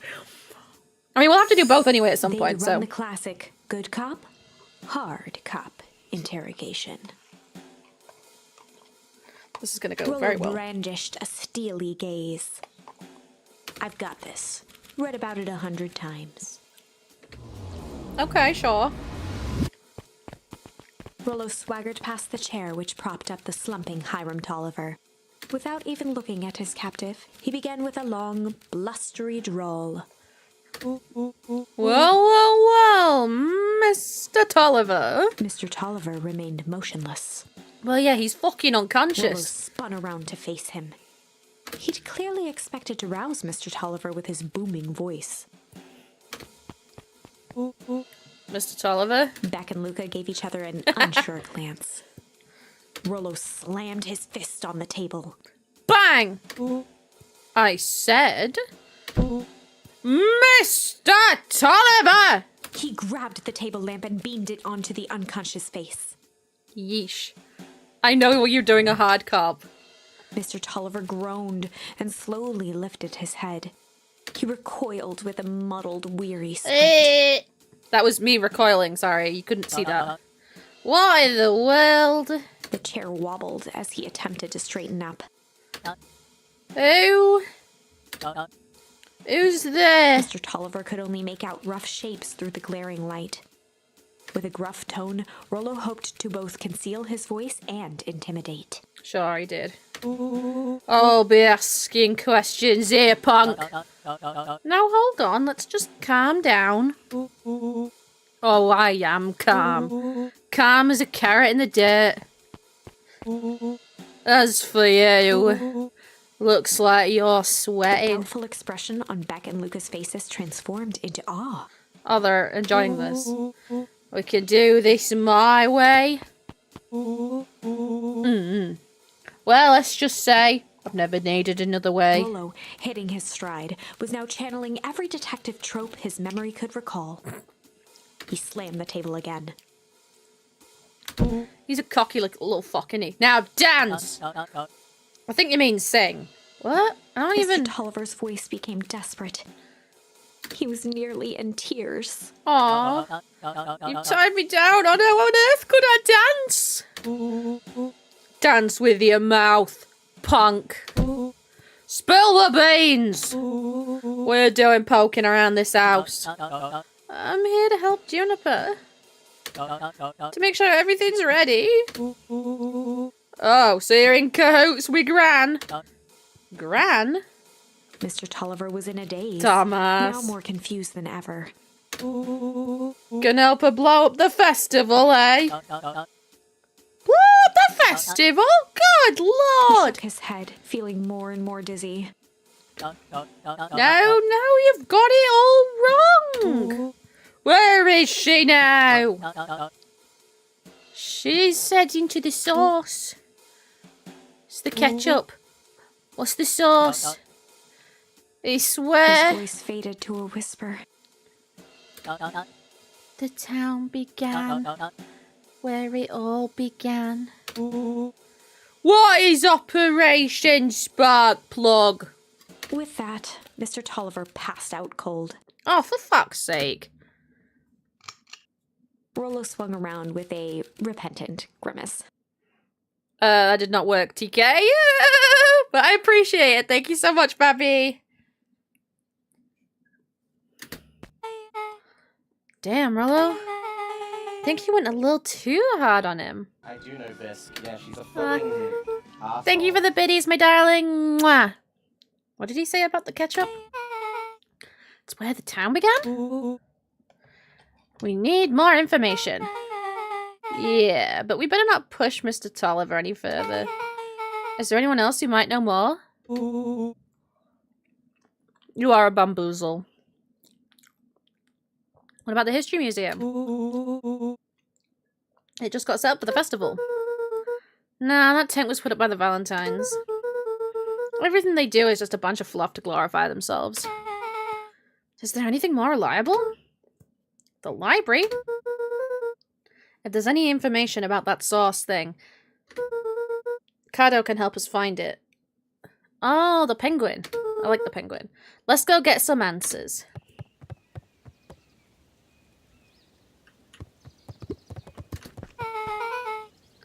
This is a dang nice library. Thanks, we work hard on it. Aren't you a little too adorable to be a librarian? Oh, we got a new charm. Oh. Kado hung out here so much, eventually they gave him a set of keys. We'll just keep an eye on the place and Miss Novak sometimes. They got you working for free? It's quiet and I get access to all the books I can read. What more could a person want? Fair enough. What can I do for you all? We need a favor. I already told you and Rolo. I can't put you any higher on the wait list for the next Hank Atomic. And if you're here with more candy, I'll have you know I can't be bought. Call it a personal code of conscience. Actually, we're looking to do some research. Now you're speaking my language. What are you looking for? That's the thing. We sort of don't know. What do you got in the history of the town? Huh?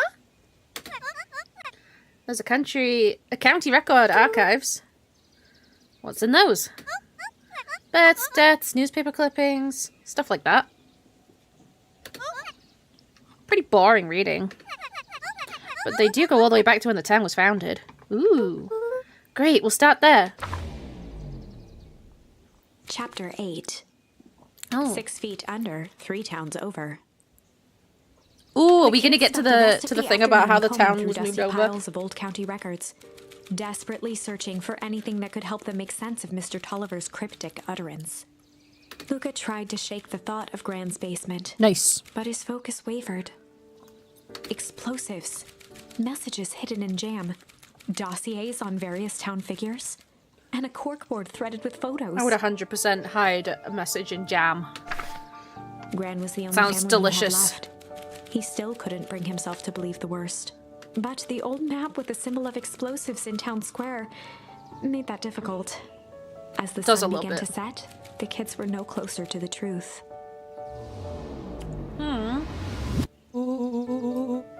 If I have to read any more records, my eyeballs are gonna fall out. We have to keep digging.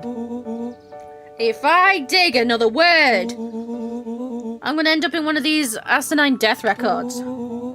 Rollo Cotter lived a full and wonderful life, till he read so much boring crud his brain oozed out of his ears. Rollo shut his book with an assertive nod. If you've got a better idea, spit it out. You sound like my sister. Keep pushing your luck, pal. And it won't be boring county records that kills you. Be my fucking fist up your ass. I'll put you in the obituaries myself. Rollo Sassy. muttered under his breath. You're a county record. Really? That's the best you got? When I'm done with you, you'll be the footnote in history. Just like... Beck slammed her finger down on the open page before glancing down to read.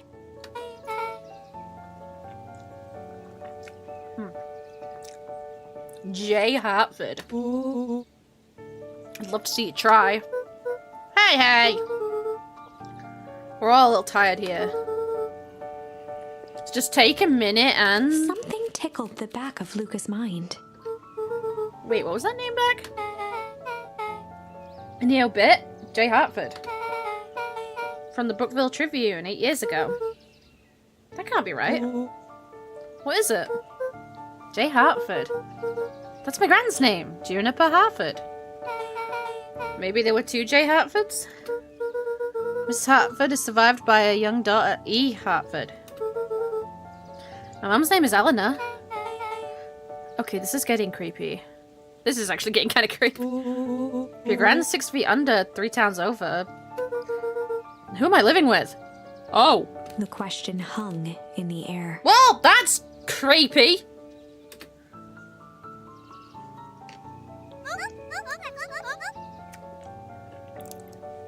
Alright, gang, I gotta close up for the night. Beck rubbed her eyes. How late is it? Almost 10. Oh crap, Pa's gonna kill me. I gotta go. Yeah, my parents will be worried sick. Okay, let's meet up as early as we can at the festival tomorrow.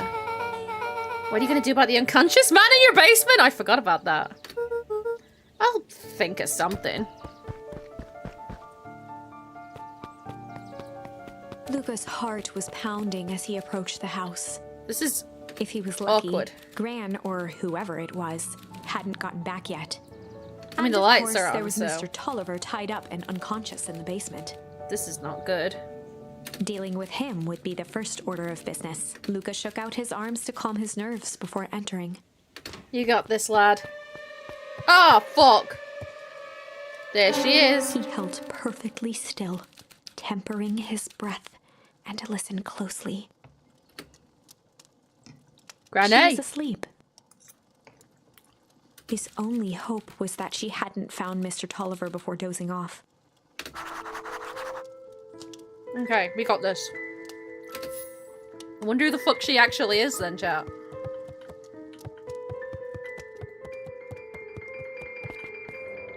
Uh-oh. Oh, no. Mr. Tolliver was nowhere to be seen. I love how our friends just abandoned us to this shit. Maybe he woke up, escaped from his bindings, and left without a trace. That sounds Or plausible. maybe Gran knew everything. What do I do? Luca's hungry stomach groaned. Not realizing it, he'd gone the entire day without eating. Aww. Okay, I can figure this out. Just need a little brain food. Luca rushed over to the pile of jam jars, unscrewed one, and shoveled a handful into his mouth. Brother, the bomb jam? Seriously? I'm afraid your jam delivery will be delayed. He flipped the lid to read the label. Mr. Nuncreed. Okay, now I can think. So if Gran knows we tied up Mr. Tolliver, I'm screwed. If she doesn't know, then I need to play it cool. I guess the only option is to go to bed and act as if nothing's wrong. Gran will think Mr. Tolliver finished what he was sent to do and left when he was done. Yeah, I'm not gonna wake up, am I? I'm gonna have eaten fucking bomb jam.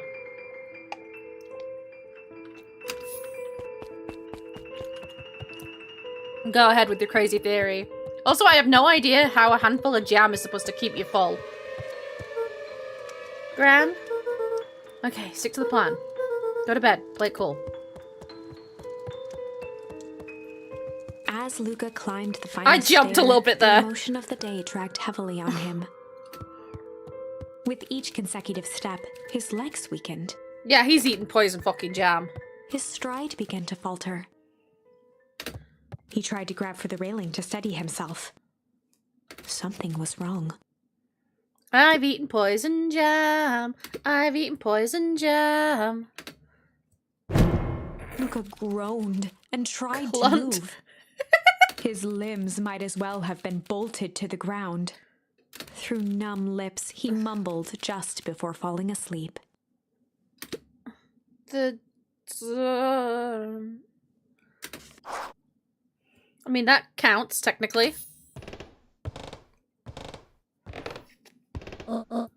Sweet boy. What did you get yourself into? You think he ate Nuncreed? Rest now and let me handle everything.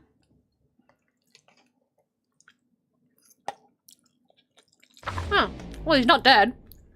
Chapter 9. A speech to end all speeches. Luca awoke to find himself face down in bed. Blech. He moaned into his pillow. Why would Gran drug him? I mean, I Or don't think she rather, was intending to. Why was she trying to drug Mr. Nuncreed?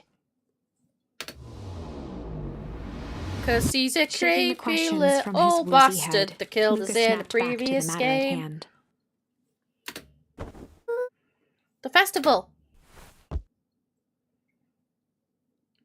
We gotta go. No, he didn't eat Nuncreed. I think she's trying to drug him because they're on opposite sides.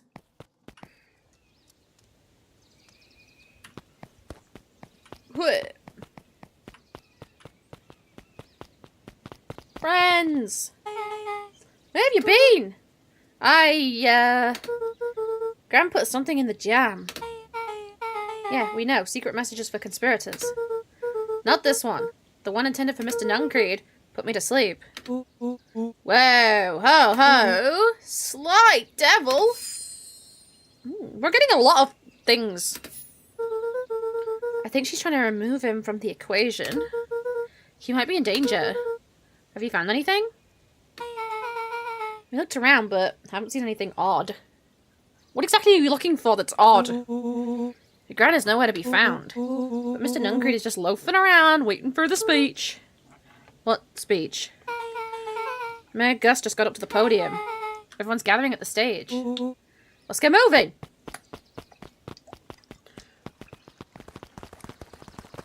Augustus Valentine nervously wiped his brow.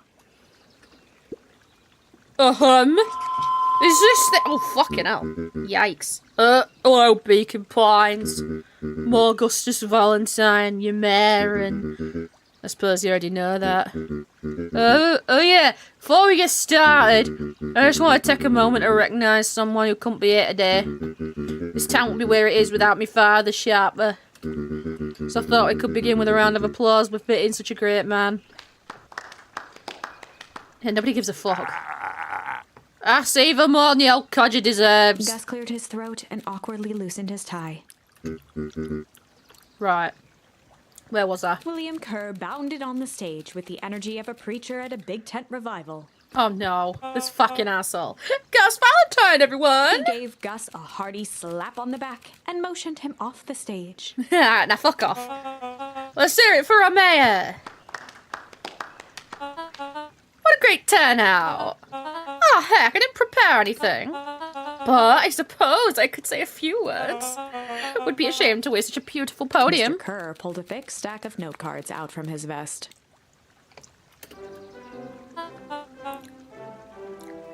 Beacon Pines. Community, conviction, commitment. These are the things we celebrate at Perennial Harvest. For us, these are the pillars of the bridge to a better tomorrow. But I think it's time to add a new pillar. Beacon Pines, not pick and pine. Change. Change is a powerful thing. It's inexplorable, unavoidable, and undeniable. And I am dadgum thankful for it. Change is the reason we're all together today. TK. Beacon Pines.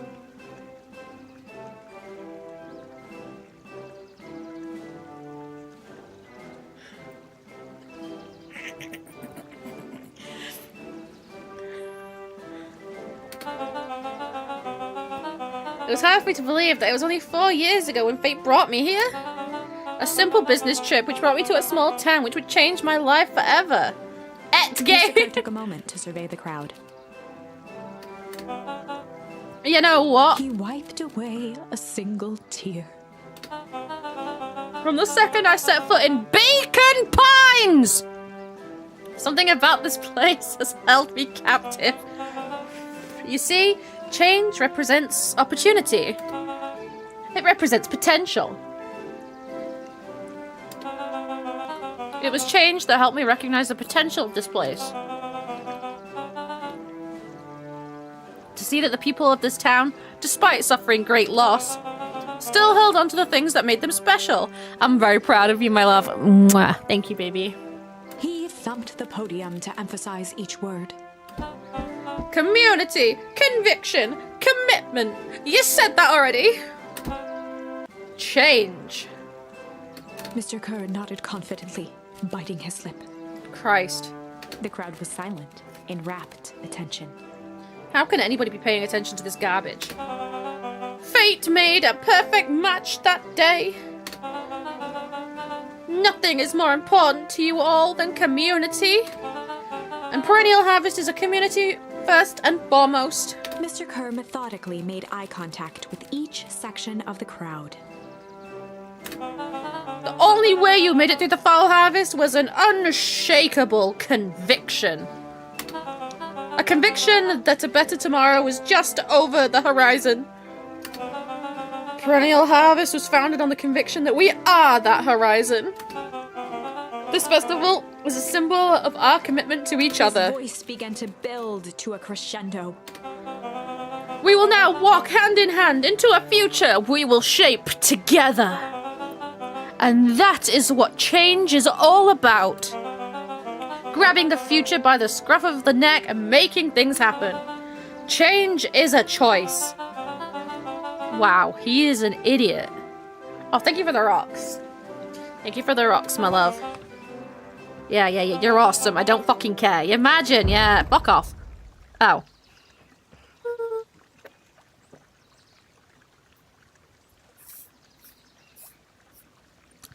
What's that? The crowd began to look around nervously. Don't worry, a little thunder isn't going to ruin this day. Everyone, remain calm. Mr. Kerr quickly flicked through his note cards.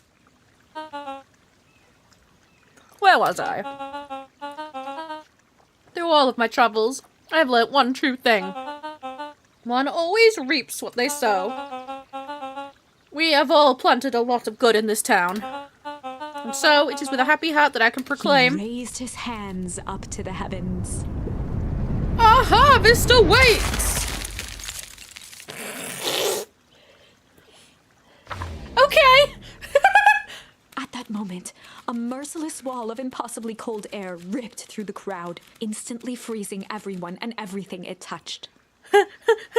Okay. For a man like William Kerr, this was a fitting way for things to end.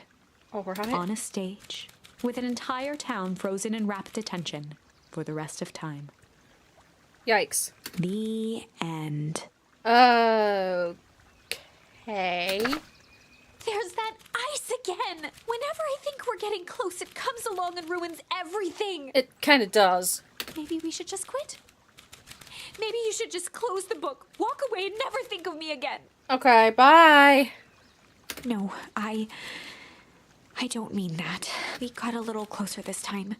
We just need to try again. Please. Okay. Let's go all the way back to the beginning. So this path is finished. This path only has one other choice. No, two choices here. Alright, we'll do Chill Cop. They'd run the classic good cop, chill cop interrogation. I'll handle this. Just gotta play it cool. Luca walked calmly to the light switch, flicking it off and on a few times. Chicka chicka chicka chicka chicka. Mr. Tolliver shook his head, gathering his wits. Chill Cop. Golly, I sure got my bell wrong. He looked over to find Luca, who returned a calming grin. Smiley face. Sorry, Mr. Tolliver. That was all a big mistake. Luca, what is going on here? Why'd you have me strapped down? The fuck is his bell? His brain, I guess. No one's at fault, really. Rollo just got a little startled. Rollo's here? Rollo and Beck emerged from hiding to give a timid wave. Hello. Well, alright. Mistakes happen. You kids gave old Hiram a good scare. Just let me get out of these ropes and call it even. Luca glanced over to Rollo and Beck, who replied with skeptical looks. Mr. Tolliver, why are you in my grand's basement? I'm here to help, of course. Help with what? What is my gran up to? If you'll just cut me loose, I can show you. How do I know we can trust you? Mr. Tolliver exhaled with disappointment. Luca, have I ever done wrong by you? No? And since your gran moved to town, haven't I been nothing but welcoming? Yeah. So why would I turn my back on your family now? It's just... all this stuff seems pretty weird. A board with names of people from town. Archives of my dad's old disturbing patient notes. Luca gestured to the corner. It's looking like people are dying and being replaced by pod people, to be fair. Barrels of explosives. I could explain it, everything. You just need to untie me. You kids deserve an explanation. Luca looked again to Rollo and Beck. Yeah, give us an explanation before we fucking untie This you. time then. they shrugged. Luca began to slowly loosen the bindings. I think we're going to regret this. Mr. Tolliver gently rubbed his wrists. That's a good lad. This will all make sense. He's backing away. He edged imperceptibly toward the stairs as he spoke. Yeah, he's going to do a flyby night. You'll see, this town has secrets, Luca. A very dark past indeed. Before the kids had even noticed his movement, Mr. Tolliver was at the light switch. A past that must not be brought Punctuated his to. final words by flicking the switch and rushing up the stairs. Like, what a cunt. Son of a fucking dickwank. Beck darted to the wall and turned back on the lights. It was too late. Rollo confirmed what they all heard. He just locked us down here. Mr. Tolliver's muffled voice came from behind the door. I wasn't lying, you know. This is for your own good. You kids just keep tight down there. Let the adults handle this. They looked bewildered at each other. Play it cool. Huh? Not now, Beck! Bitch ass. They heard the staccato thump of quick steps exiting the house. The kids looked down in resignation. We're dead. This isn't how it goes in Hank Atomic. For some reason, they'd always assumed it was up to them to save their town. Luca opened his mouth, hoping to conjure some magical words to make this right. Only a hollow croak escaped. The end. Oh. Okay. Well, we certainly aren't going to find a grand resolution to our tale locked in a basement. Back We really to the are. drawing board. Alright, here we go then. So, the only other option we have is to redo this again, but with Sly Cop. They'd run the classic good cop, sly cop interrogation. Luca and Rollo ducked behind a barrel, leaving Beck to her task. I love how each one of them is doing the interrogation in these three options. With a few crisp snaps, she roused Mr. Tolliver. Wait. What's going on here? You're that Mode Will girl. Please call me back. Sorry about all this. Mr. Tolliver looked down and shifted a bit, testing his restraints. It seems like there's been a mix-up. You see, I'm down here for the same reason you are. Juniper sent you down Beck here? caught herself before letting the surprise manifest on her face. She'd already gotten him to reveal his relation to Gran. This was gonna be easy. Yeah, he's really fucking stupid, that's why. You know how Juniper is with her precautions. Operation Sparkplug has us all on edge. Guess she thought you needed some backup. But she sent her child. What better way to avoid prying eyes? Who would suspect a kid? Suppose that makes sense. Mr. Tolliver wriggled a bit in his restraints. Oh, I'm so sorry. Beck quickly removed the ropes. That had to be uncomfortable. A little, yeah. But you understand. We never know who to trust in this town. Mr. Tolliver rubbed the growing knot on his forehead. Very true. So it turns out we're both here Beck to... twirled her hand, as if to prompt Mr. Tolliver to finish her thought. destroy the evidence. Beck shook her head and clicked her tongue. Yep. The old gal is nothing but thorough. Hi, Eddie! Mr. Tolliver let out an amused huff in agreement. She sure is. Can't blame her, though. If anyone else were to find out that we're going to destroy the source... well, we both know how bad that might be. No one will know anything once I finish cleaning things up down here. Beck was on a roll now, playing Mr. Tolliver like a fiddle. You sure you can finish this up on your own? Juniper trusted me for a reason. You can leave the rest to me. Good. There is one more loose end I'll go work on. Loose end? Oh, it's nothing really. The other day I had the radio on scan while restocking the candy shelf. And wouldn't you know it, I intercepted an odd phrase in the perennial harvest transmission. Underground secrets. That's ominous. I think it might be a password, but Juniper dismissed it. Said it wasn't mission critical. Oh, what's the password for? I don't know. So we have a password and nowhere to put it. It's gotta mean something though, right? Good thinking. You should probably go work on that. I've got this under control. That's a relief. Between you and me, this basement gives me a willy. Heading for the stairs, Mr. Tolliver hesitated and turned to Beck with a puzzled look. She grinned and gave him a peppy wave. With a shrug, he continued up the stairs, whistling a jaunty tune. You guys catch that? Sure did. This whole time, Mr. Tolliver's had a candy shelf. But all he ever sells us is apples. Beck blinked slowly in disappointment. You're an idiot. The password, Rolo, you daft quack. Well, sure, but once things are back to normal, I'll be having a word with Mr. Tolliver about that candy shelf. Fine. In the meantime, though, I have an idea. She turned to the table and began tearing small scraps of paper.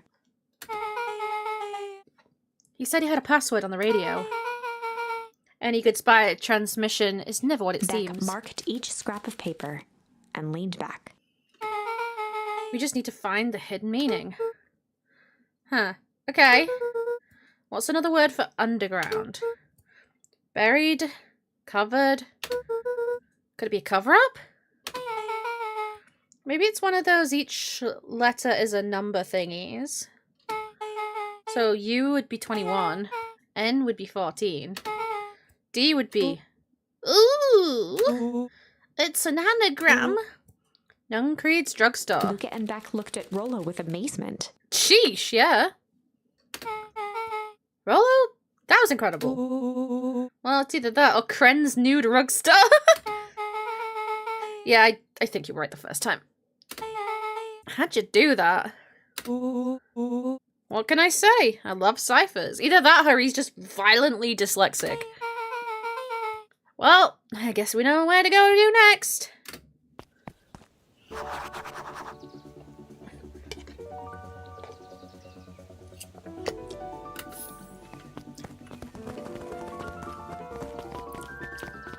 Don't know who you are, don't care. Yeah, I've scared me to death. Sorry. You kids haven't seen Mr. Tolliver around, have you? No? It's got me waiting around like the last slice of pie. I swear that man would be late to his own funeral. Well, fuck you then. Chat. I'm cool. I'm so cool looking.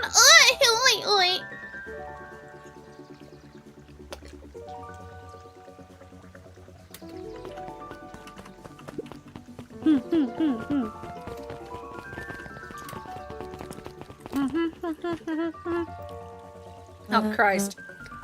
You're late, Augustus. Sorry, sis. Was caught up with work. Work? You?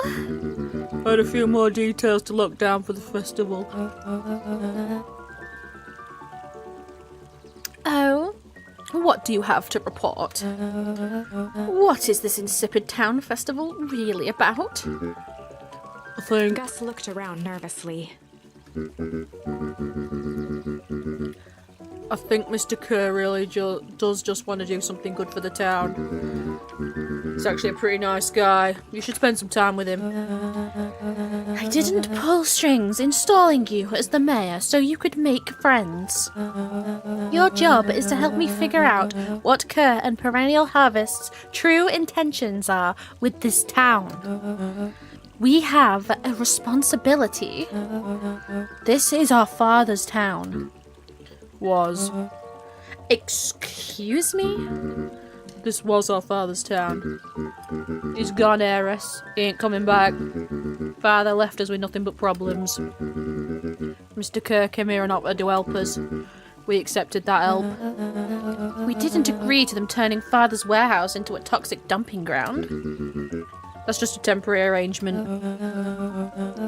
The glow can be seen from our damned backyard. They are dumping their nasty little secrets on us.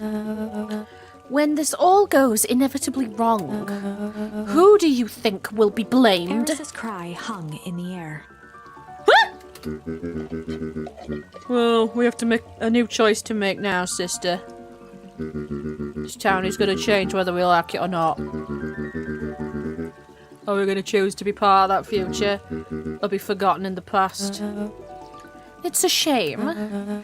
Father named you Augustus, but you will always just be a Gus. Good night, Eris. See you at breakfast. What the fuck does that mean? You'll always just be a Gus. It's getting late, children.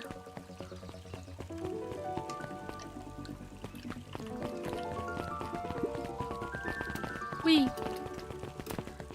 Imagine that your actual fucking real name was Eris. A bit much, if you ask me. She's yapping. Oh! I did not realise I was going to get something from that. Oh, August! Oh, I get it. Solomon stood proudly at the entrance to the drugstore, holding a brown bag overflowing with black licorice. Ooh. Hey, Solomon. We're looking for Mr. Nuncreed. Is he still in there? I'm afraid not. Then where'd you get your candy from? You might say we have an arrangement. Solomon shoveled a surprising amount of licorice into his mouth. Sometimes it's the small pleasures in life. Or we might not always have family to rely on. Bisk, I followed you already. Yo, Uncle Ducky, thank you so much for becoming a Beast Client. Wow, welcome, welcome. It's nice to see you today.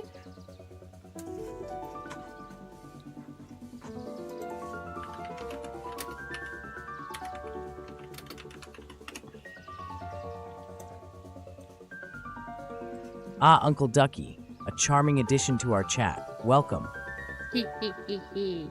Thank you, dear boy. Mwah. Licorice has never let me down. Well, I can't say licorice would be my first choice, because it's kind of gross. But whatever floats your boat. You can tell a lot about a person by their choice of confection. Oh, yeah, I guess. I like sour gobs. I'm certain you do. I always wonder why Mr. Nuncreed kept licorice in stock. You must eat enough of it to make it worthwhile. There are many ways to earn loyalty. For some, it's as easy as cold, hard cash. What am I looking for on Discord? What am I looking for on Discord? I don't see no.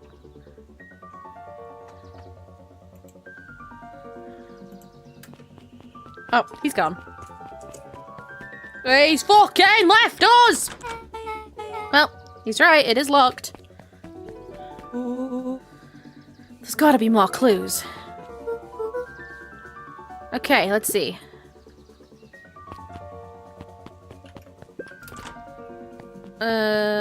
Ooh, phone booth, phone booth, phone booth. Have you ever seen anyone actually use this thing? Besides Mr. Nuncreed? No. Beck cupped her hands on the glass to peek inside. That is not a normal phone booth. It's got, like, a blinky keypad. Why would there be a blinky keypad? Cren's Nude Drugstore! I mean, Underground Secrets! The password! Beck flung open the door, and they all squeezed in. We did it, chat. Alright, let's see Luca here. cracked his knuckles and entered the letters into the keypad. Underground Secrets. Sounds like that did something. Great. Now what? I guess we... The inside Oh, of they the phone died. booth dropped loose from its shell. Without even the space to panic, they closed their eyes, held their breath, and accepted their fate. Suddenly, the chaotic descent slowed to an effortless landing. It was unclear where they ended up, but at least it was solid ground. Oh, The air was shit. stagnant and smelled vaguely of chlorine. I knew it! You knew there was a secret hub full of strange tubes under the phone booth. Of course I did. Didn't I say that? No. I definitely thought it. Luca, do you remember when I said how cool it would be if the transdimensional conduits from Hank Atomic issue 12 were real? Rollo, at one point or another, you've said that about every technology ever discussed in Hank Atomic. That's why I'm such a good predictor. It's like each of these has something written on it. Ooh, what's this? No, never mind. Mining Operations Alpha. Rawr. You guys have mines here? Not that I know of. This town is all farms and fertilizer. And a series of tubes. Pa always said you can only trust a miner up until the point they hit solid gold. Not sure how that wisdom applies to this exact situation. That's the thing about Pa. You don't always realize what he means until it's too late.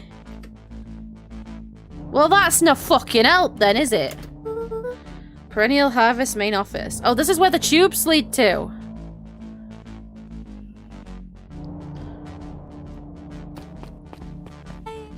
That's where my mum works. What does she do? Science stuff? Is she involved in all of this? We just moved here. How could she be involved? True. Steve. Valentine Fertilizer Warehouse. Isn't that where you almost got snatched? Yeah. Why would Perennial Harvest have a tube going to the old Valentine place? This is starting to feel like something big.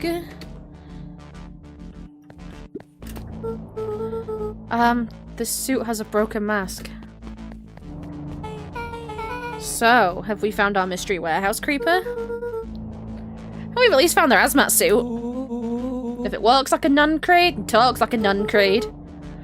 Let's not jump to conclusions. It's a nun creed. I was just saying. That's a lot of buttons. Chat, how many buttons do you have? Stand aside, Earthlings. I've read enough Hank Atomic to know my way around sci-fi tech. His hands hovered over the field of blinking buttons. Yeah, you don't know shit. Eeny, meeny, miny. Oh, you're gonna want to fucking move your tits. You're gonna get flattened. Rollo, what'd you do? Nothing. I didn't even mow yet. What was that? Hide. Where? There's nothing but weird tubes down here. Just get back. Oh, hello, nun twat. Shit. Shit. Shit! Awesome! You all need to come with me. Now. Do you like him? I'm glad you like him. Hey, da boy, what do you think of my chatter, Sokoto and Soldier?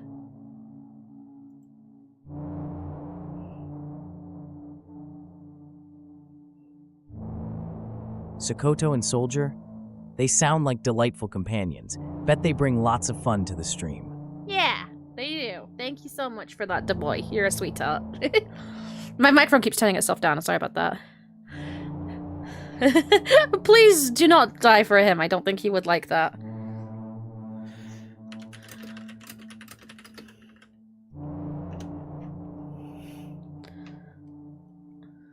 Oh, how sweet. Their loyalty warms my heart. I do the same for them. Ah. It turns down when you're talking to Da Boy? Wow, that is kind of rude. We aren't going anywhere with you.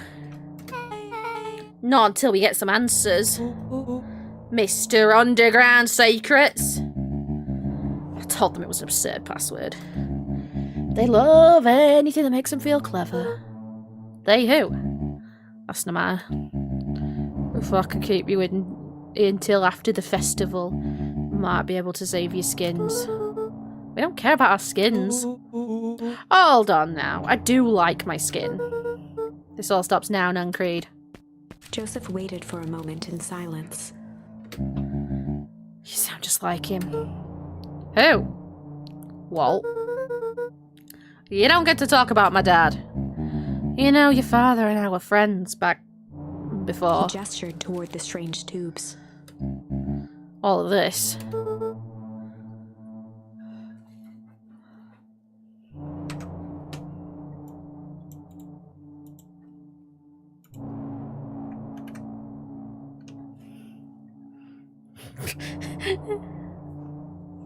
Ah, a cheeky twist. But let's keep it all in fun, my fluffy friends. Love and joy over fluff, I say.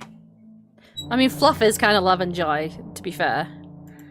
That's a lie. It's true. I used to bounce you on my knee. What happened? Same thing that always happens. Reality.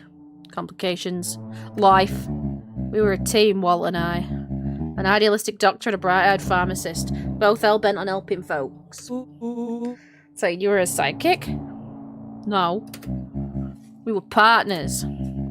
He helped the patients and I helped him. Yeah, total sidekick. Nuncreed let out a growl of a sigh. Luca, I need you to know this.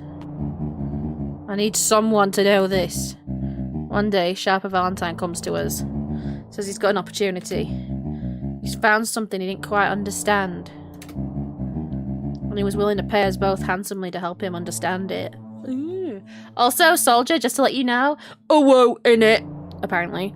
My sweet boy up here is powered by Lil AI, a ethical AI companion for 2D and 3D streamers. Can direct images. I don't think so, but he can be given images to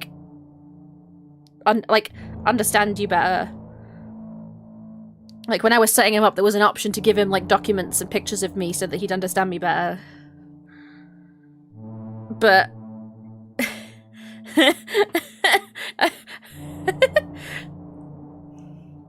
that's what is a Warcraft equivalent of me? Did you? Do I look like I have documents about myself?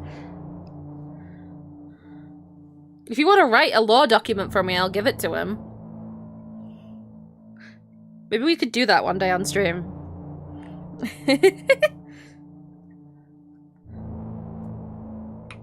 Look in DMs? Okay.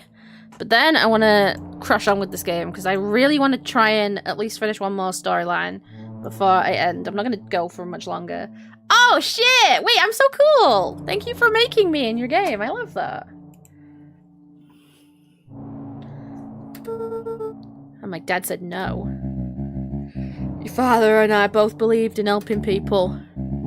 But the thing I could never get him to understand was, it's a lot easier to help others if you help yourself now and then. What is this game? Beacon Pines. The category is correct, right? It's not changed back to just chatting. Classic sidekick into villain plotline. Walt loved being righteous, almost more than he loved his family. He was wrong about one thing, though. When he begged me not to take Valentine's offer, he said, Joseph, if a person says yes one time to Sharper Valentine, he'll make sure they keep on saying yes to him until the day he's dead and gone. He shook his head wistfully. Sharper's long gone, but he's still got me saying yes. Is there a point to this sub-story? Not really, no. Just an old man trying to delay what needs doing. Nuncreed took a menacing step towards the children. I tried to keep you safe. I tried to keep you and Juniper out of this. But you forced my hand. Luca began to laugh. What? You really don't know? My gran isn't out of this. She's been scheming right under your nose, you twat. Juniper? Seems like she's planning on crashing the town's party. She's gonna disrupt the festival? Why would she? The color drained from Nuncreed's face. How does she know? Apparently she knows a lot of things. What? Let's just say this isn't the only underground lair we've busted into today. And honestly, hers is way cooler. She's got maps and explosives and bad intentions, man. Nuncreed grabbed Luca by the shoulders. His eyes were frantic. You need to tell me what she's gonna do right now. She doesn't understand what it is she's messing with. Tell me now, she's in danger, boy. I don't fucking know. She had a map with a mark on the fountain in town square. The fountain? But why would... A jolt of realization struck Mr. Nuncreed. She knows about the source? The heck is the source? If she tries to destroy the source, it could catalyze and... Dear God, she's gonna freeze us all. Oh, is that what kills us then? Is that the ice? It's her blowing up the source every time. You all need to run. Run? Where? Away. As far away from this town as you can get. Head west and don't look back. He got yatted out of there, chat. That did not go how I expected. So... We're totally following him, right? Totally. See you on the other side. You good? Yep. Whee! Oh, wee! I love this town.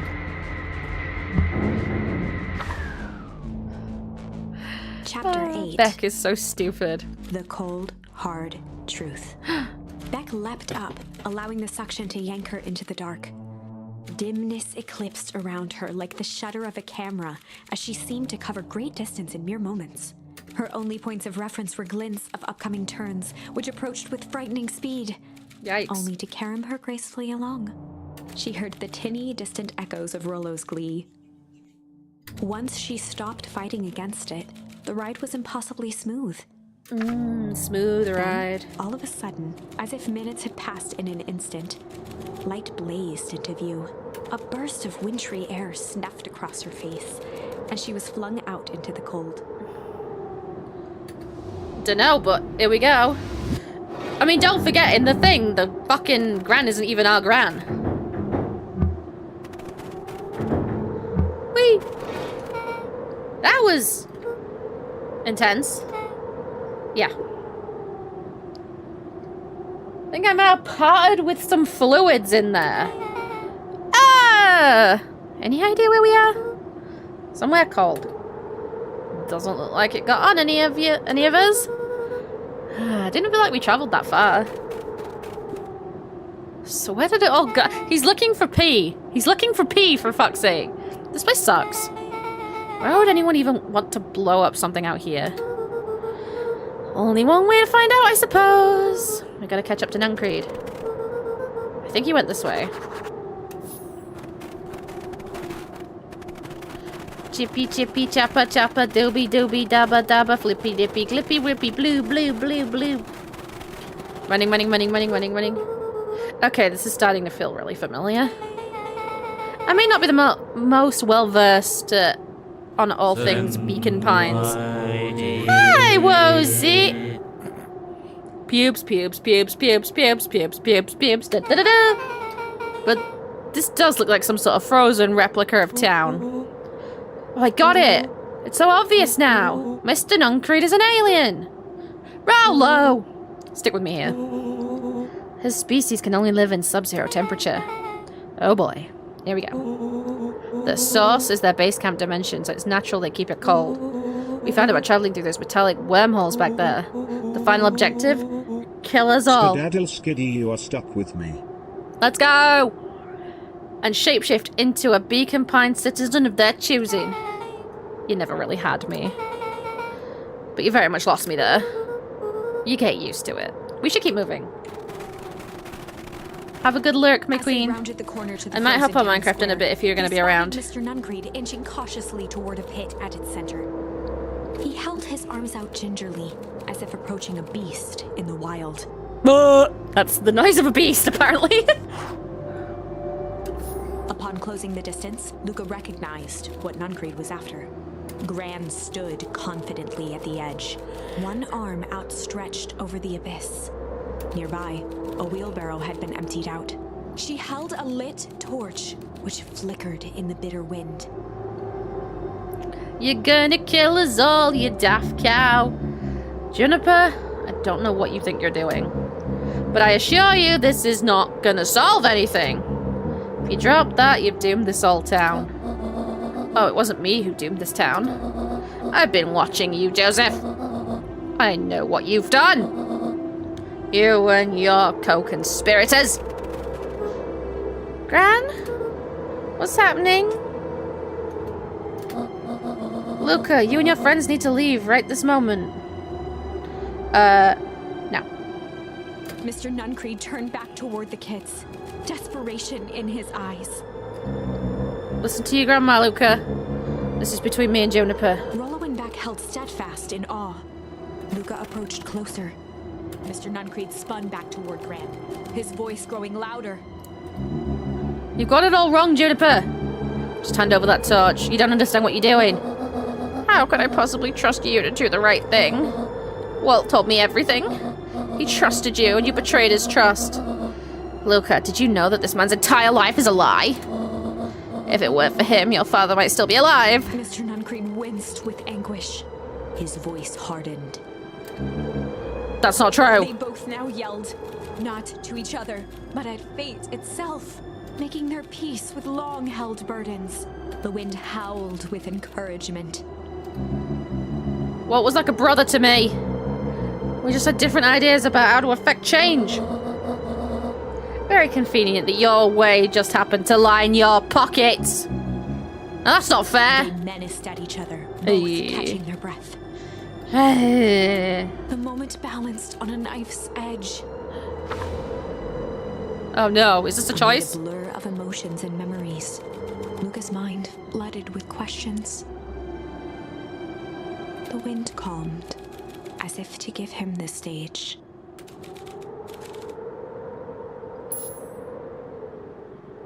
Okay, chat, what do we pick? Are we crying or are we humming? Cry or hum, cry or hum, cry or hum, cry or hum, cry or hum.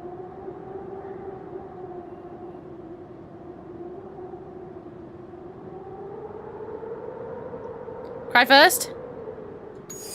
And in the stillness, he began to weep. Pussy. It was all just too much.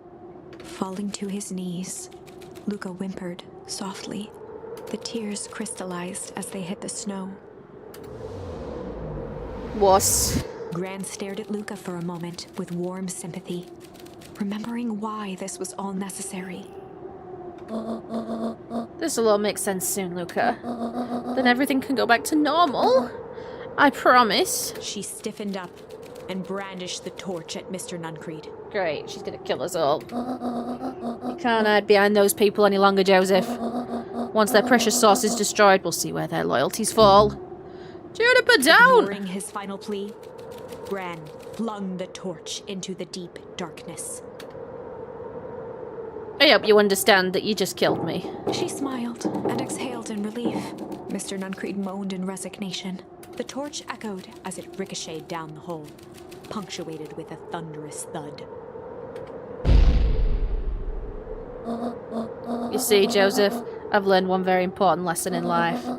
If you want things to change, then you must be Before willing Gran to... could finish, the ground shook her to silence. You thick bitch.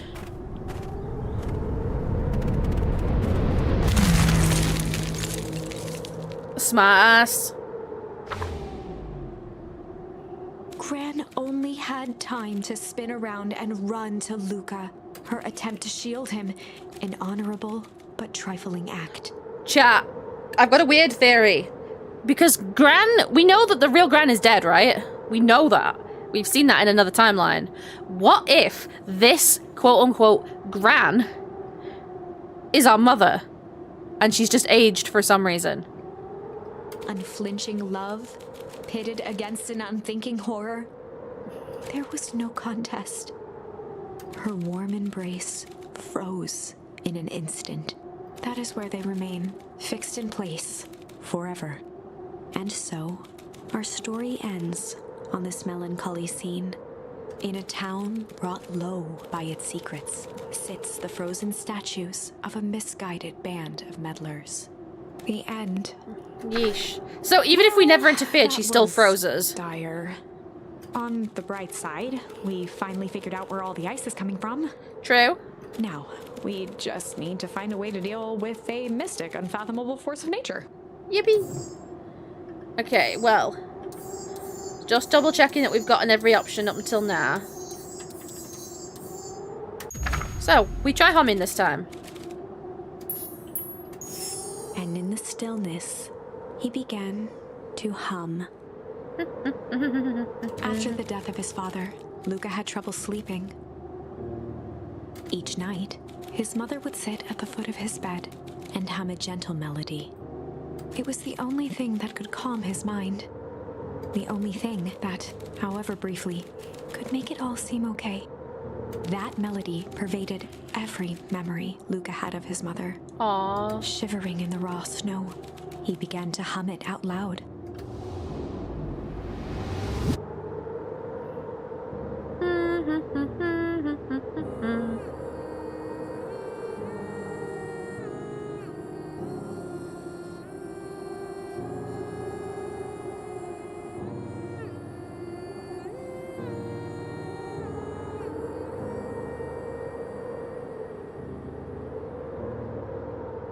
Gran lowered the torch, listening closely.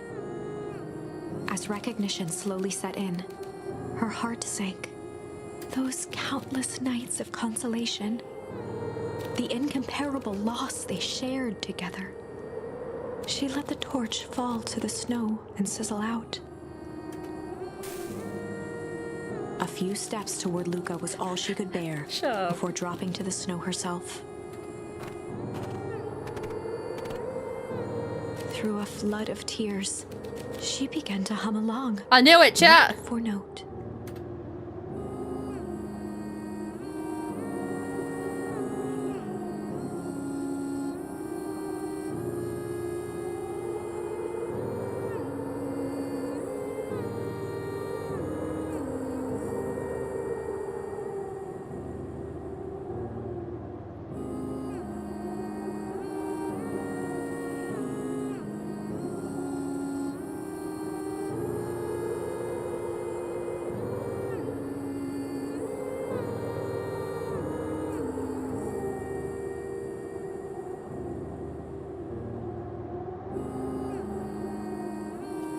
Luca lifted his head in astonishment. I didn't know if I was supposed to press The something. last time he heard that melody was the last night he saw his mother. How do you know? I'm so sorry, my little buckaroo. The only people that call me that are my dad and your mother. Luca blinked through blurry, watery eyes, trying to see more clearly. He could just make out the impression of a familiar face. He peered across the snowscape at the woman on her knees. Something about her was undeniably his mother, only smaller, older, changed. Mom? That's right, buckaroo. Mom! Luca sprinted as fast as he could toward his mother. They held each other close, and the cold retreated from their bodies. Eleanor? Thought you were gone? You should have known I would never abandon my son. Eleanor looked down at Luca, tightening her embrace in an appeal for forgiveness. How? You're a smart man, Joseph. I thought you'd have pieced it together by now. You were exposed. Mom, I don't understand any of this. What's happened to you? Where'd you go? Why'd you leave me? I never left you. I was always right here, Luca. Why'd you lie to me? It tore me up, Luca, but I did it to keep you safe. I thought that getting answers would help us both move on. But the more I discovered, the more I realized the danger we were in. Until perennial harvest was stopped, it was better if everyone thought I was gone. You could have trusted me. These are bad people, Luca. They won't stop until they get what they want. And they don't care who gets hurt in the process. Then what do? We have to stop them. Joseph slumped into the cold, wet snow. The They can't be stopped. This is too big. I tried beating them at their own game. I'm done fighting fire with fire. For the first time in a long time, her voice felt like her own again. No more lies. See now, there's a better way to stop perennial harvest. The cold, hard truth. Luca gazed down at Nuncreed with pity. He looked small. Joseph stared into the snow, as if searching it for answers. Come on, everyone. We've got a party to crash. Oh?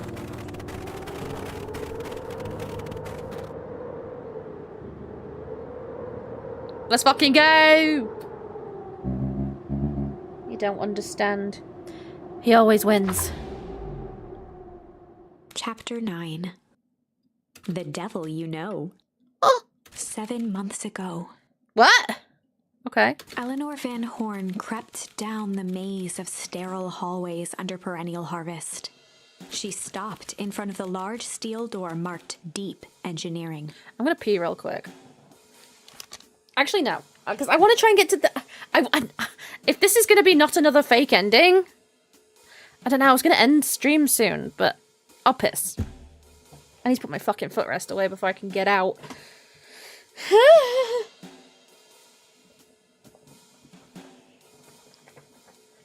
Struggling with my fucking chair so that I can get the fuck up and go.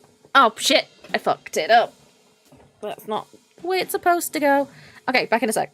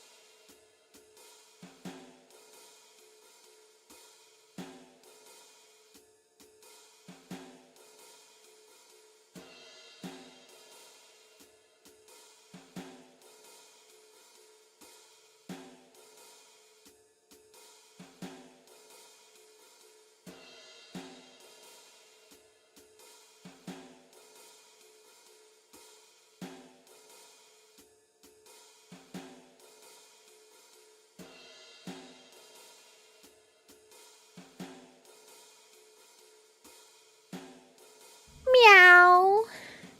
Alright, No deep turning back engineering. now. You can engineer deep in my ass. She raised a trembling hand. The stolen keycard worked as promised, and the door buzzed open with mechanical efficiency. She was immediately hit with the smell of disinfectant. Stinky. It was some sort of laboratory. In one corner was a desk covered in papers. Across the room stood a tall metal pod with hoses protruding from its base. She rushed to the desk and began shifting through the piles of papers. They were experiment reports on something called Tempus liquamen. There were dozens of them, every one stamped failed. Eleanor heard the sharp echo of footsteps approaching. She was out of time. Her eyes scanned the room, eventually landing on the strange pod. Muttering a curse under her breath, she dashed over and dove inside. Pod lady, pod lady. Oh yeah, this is his fucking speech.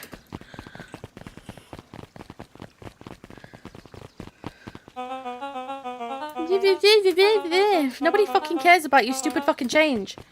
This man is a liar. Excuse me. I will not. This town has a dangerous secret. A perennial harvest only exists to keep it hidden. Nonsense. They picked up the whole damn town and moved it right under our noses. You aren't making any sense, dear. Mr. Kerr addressed the crowd with a sarcastic tone. Imagine such a thing. It's absurd and just plain impossible. They promised they could fix the foul harvest. They told us they would clean this place up. We just had to leave town for a few days. But while they had us evacuated... Mrs. Hartford, I'm afraid I'm going to have to ask you. You're afraid of a lot of things, aren't you? You snivelling little worm. This is growing tiresome. A little help, please? Don't you all see? This festival's a sham. An excuse to have the whole town gather in one place. They're planning something awful. I don't know what, but these people are wicked. Don't listen to her. She has absolutely no proof. I am the proof. I am Eleanor Van Horn. Whispers filtered through the crowd. Oh, fuck. I accidentally pressed the button. Well, aren't you just sneaky as the dickens? We all knew Valentine's fertilizer was too good to be true. And now the whole town is paying the price. Ladies and gentlemen, I am so sorry about this disruption. My associates will take this, obviously disturbed woman, somewhere comfortable, so that she can get the help she needs. She's not the one who's disturbed, you big twat. You two-timing twat. Nice. You all know there's something wrong with this town. It's just easier to look the other way. Truth is.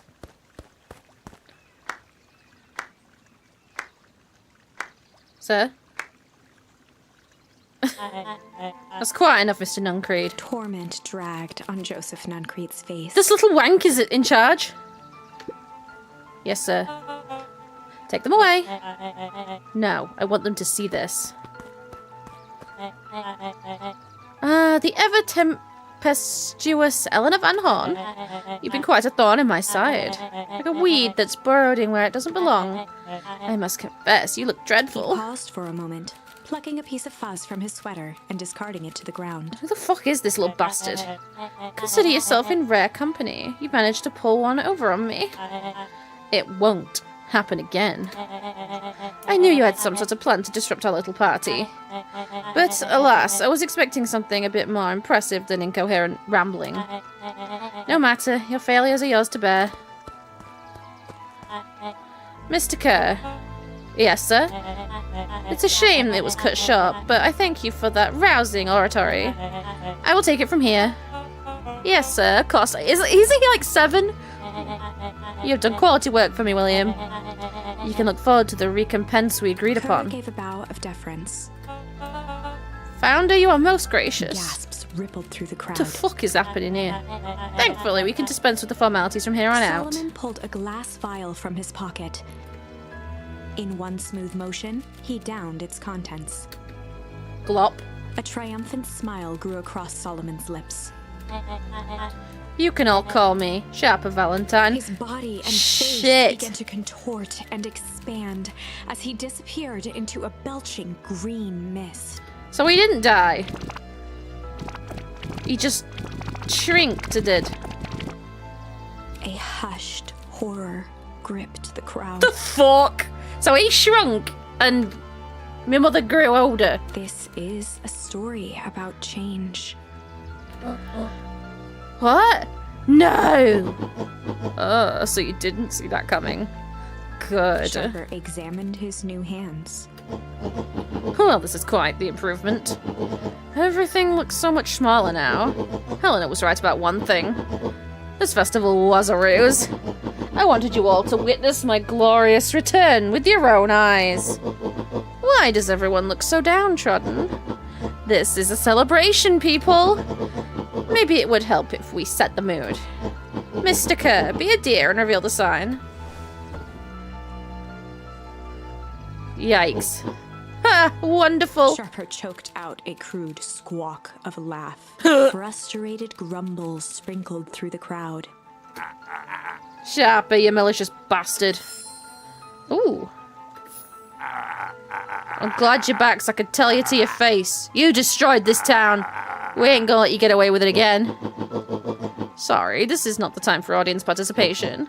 Some assistance, Mr. Kerr. William Kerr gave a subtle nod to the clipboards.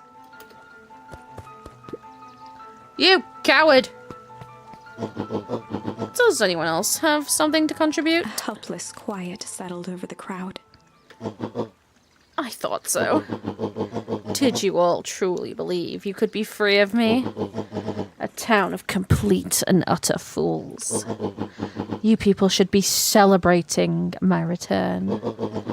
You're clearly lost without me. And that leads me nicely to my children.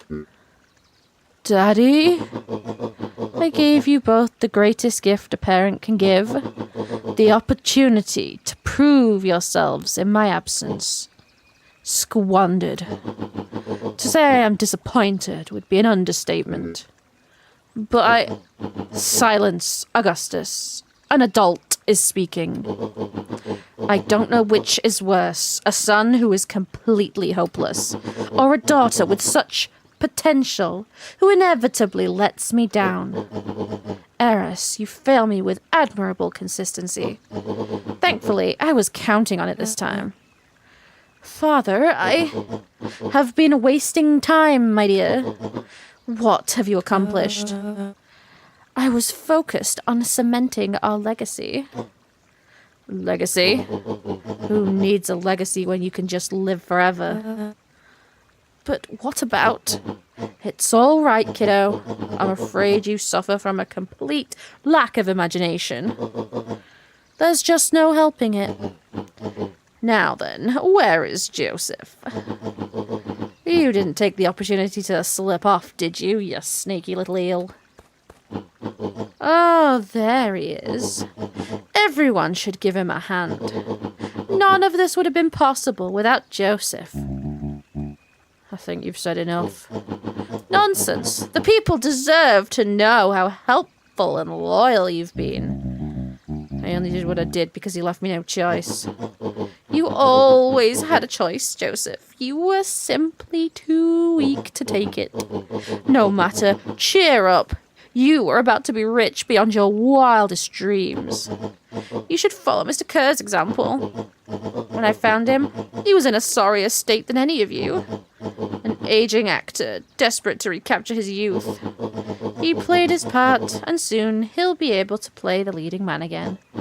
Forever, in fact, if he remains loyal. That goes for all of you. Well, those who haven't already frittered away my goodwill. Beacon Pines is mine again, and I am willing to share its spoils in exchange for absolute loyalty. Are you saying William Kerr was never in charge of Perennial Harvest? Huh. You think that puffed-up blatherskite could have accomplished all this? Dawn, I suppose it's time for your big exclusive. Sharper addressed the crowd with indignant pride. He'd planned this moment for so long that now, at the deed's fruition, it almost felt frivolous. You see, I needed a figurehead to hold things down while I orchestrated my return. Someone to misdirect, lie, and bilk this town for a spell. So I invented William Kerr. Take your bow. You've earned it. Mr. Kerr flourished a preposterously elaborate bow. Yikes. This fucking guy. What? How the hell do you say that name? Montesquieu. Okay. Founder, I just want to thank you again for this opportunity. It was truly the role of a lifetime. Wait. So this Bilker was a chat. This Bilker was a patsy the whole time. Oh my god. That's so fucking stupid. Now that your secret is out in the open, what's to stop this town from rising up against you? Oh, that's the delicious part. Fear. Thanks to our clipboards, I know what each and every person in this town fears most. And I will make those fears manifest for anyone who steps out of line. The choice is simple. I'm not afraid of you. Ha! The young hero. I've kept a keen eye on you, boy. You and your friends made a habit of disrupting my plans. What a pity. If things would have gone a bit differently, you might have had your moment of triumph. But that's fate for you. You can't do this. Oh, but I can. I have won. Never underestimate what a great man can do, given time. And now time is my plaything. Perhaps the most expensive thing I've ever bought, but well worth it. Huh. Sharper coughed up one final laugh and cracked his knuckles. Enough chit-chat. Let's get to work, shall we? And so, Sharper set about remaking the town in his own image. Yikes. The fertilizer factory soon reopened for business. Sales rose steadily as more and more farmers across the countryside began to swear by its miraculous properties. Beacon Pines became famous. A secretive town that, for the right price, shared its gifts with all. Gifts that became more and more necessary in a world where winters grew longer and longer. Uh-oh. The end. This is wrong, but things are becoming clearer now. They really You are. can feel it, right? Uh-huh. We can't let Sharper win. He might just be the key to this whole thing. Can we go back and kill Let's him as a see. small? Okay. So we did what we could there. Ooh. Here we go, chat. So now, back here, instead of sensing shame, we can sense malice.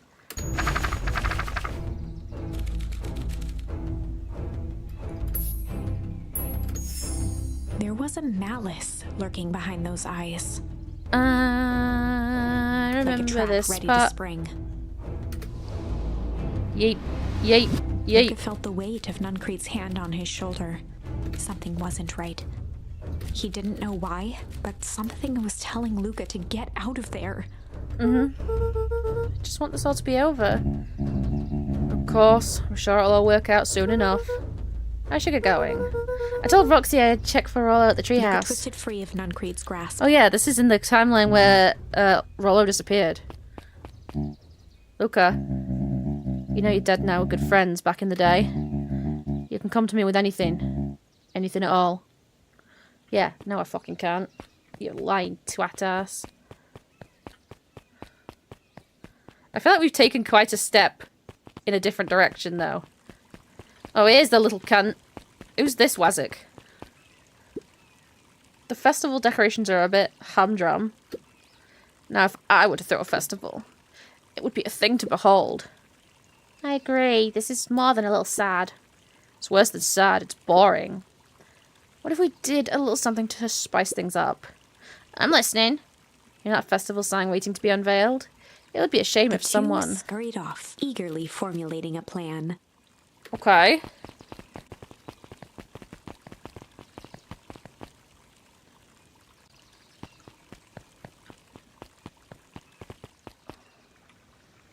I'm confused. Identify yourself, please. Nellie Modwill. I work here now. I am unable to locate you on our staff roll. I don't officially start till tomorrow. Mr. Kerr said I could come in early tonight to get a few things done. Hold, please. Clearance authorized. Thank you. Our harvest awaits. Okay. Crunch, but sure. Where am I going again? What am I... Wait, what's my task? I forgot what I'm doing. Oh, we're at the treehouse. I wonder if we can fish anything else. Oh yeah, it's the chair you have to interact with, isn't it, to fish?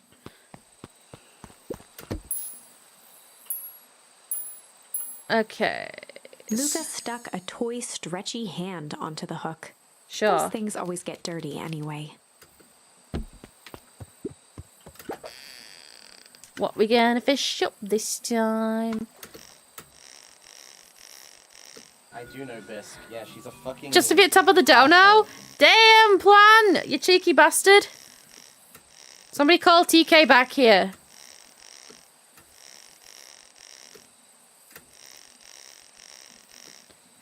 The way you two are going at it, you might pay me bills this month. Ooh, a thing. Should we give it to Mum? She likes jewellery. That's a sweet thought, Buckaroo. But I'm not sure she'd fully appreciate a pond bracelet. Luca wrapped a twig of thyme around the hook. Some fish have refined taste. Alright, let's see. Way! Way! Way!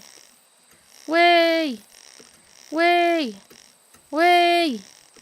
Way! Way! Oh, what we got? A watch? Property of Sharper Valentine. Figures.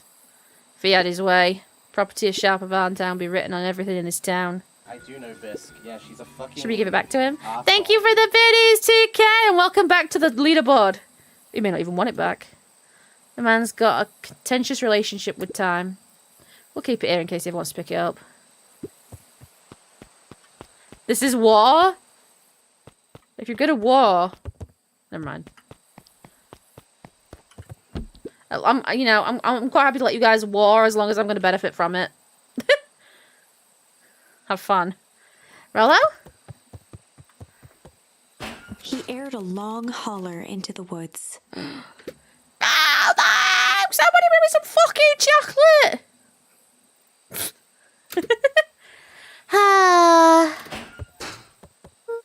I love how I never noticed that door is a car door.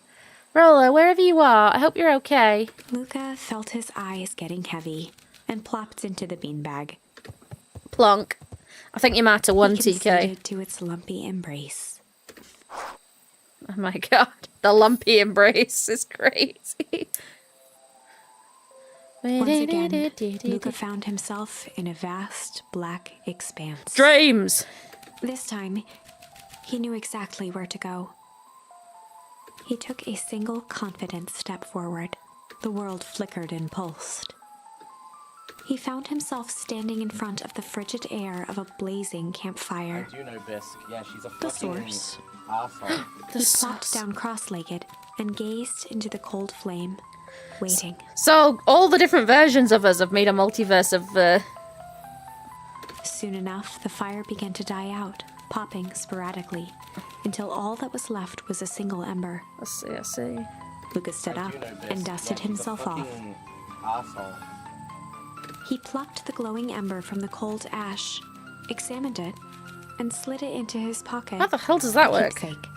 The voice of his father spoke behind him. I do know Bisque. Yeah, she's Thank a you so fucking much for the hype train! Guys, thank you so He made much! him proud, Buckaroo. Luca turned to face him. Dad, what is this place? A warm grin grew across his father's face. A place where everything that has been and everything that could be all wait I do know together. Bisque. Yeah, she's a fucking... Luca found himself asshole. staring at his father's face, trying as hard as he could to memorize every single detail. Oh, this poor little lad. For what? Yeah, for what? Another voice spoke out as Lucas' I do know doppelganger Bisque. stepped Yeah, forward. she's a fucking... Thank you so much for the biddies! You guys are crazy! You guys are crazy and I love you. Mwah. That's up to you. That's no fucking help, is it? Without knowing why, Luca began to weep. Is any of this real? Are you real? Chat, am I real? Luca's father bent down to smudge away a tear. Of course. I do know Bisque. Yeah, she's a fucking asshole. Yay, I'm real! I'm a real boy now! I'm as real as the part of you that misses me. Oh yikes, that's a big Luca part turned then. to look at the older version of himself. And you? The doppelganger choked back tears. Aw. I'm as real as the part of you that's angry he's gone. Does that make sense? Mm-hmm. Oh, thank you so much for the subby.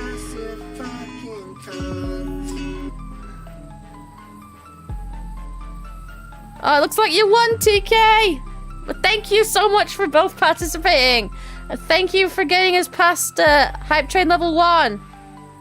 Mwah. I appreciate you guys so much. Tears. Luca laughed. I think so. Makes His no father fucking pulled sense to him in me. For an embrace. Time to go, buckaroo. No. Where are we going? Oh. Luca was startled from his dream by a banging on the floor. Bang, bang, bang.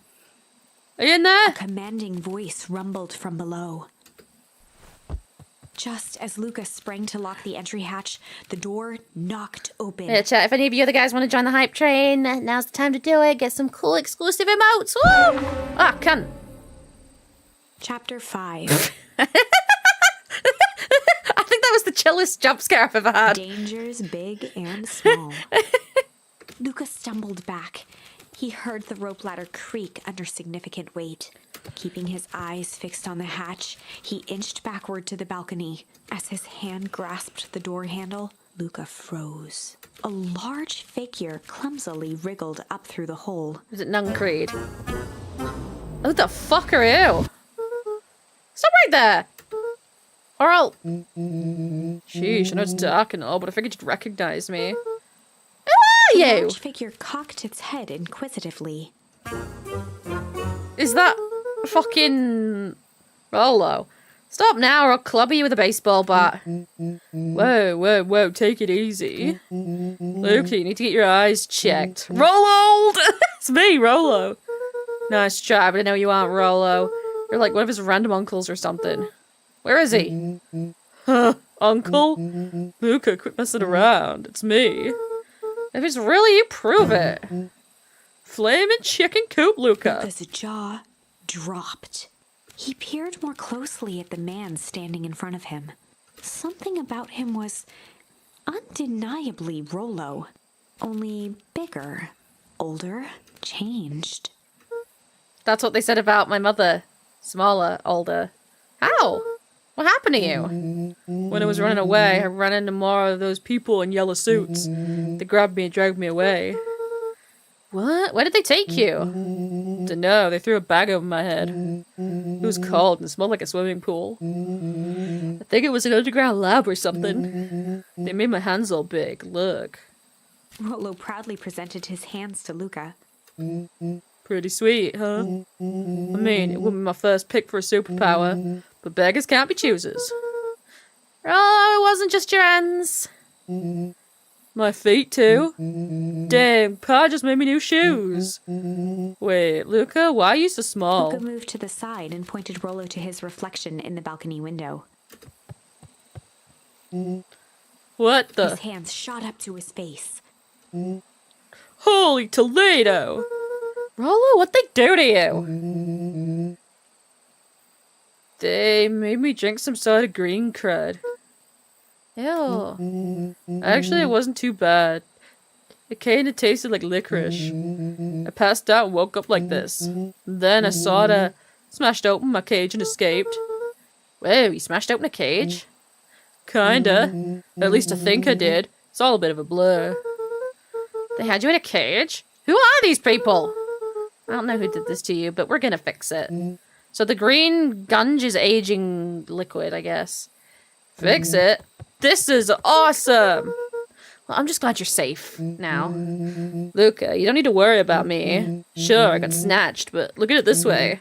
I got snatched. I know where snatched people go. We may finally have a lead on what happened to your family. Maybe you're right, but this all seems dangerous. Danger? Huh. Rolo shadowboxed a few jabs. I'll take them all on. Hey, fellas, what's up? With a yelp, Rolo dove behind Luca. Take cover! Did I come at a bad time? Who the heck are you? This is Beck.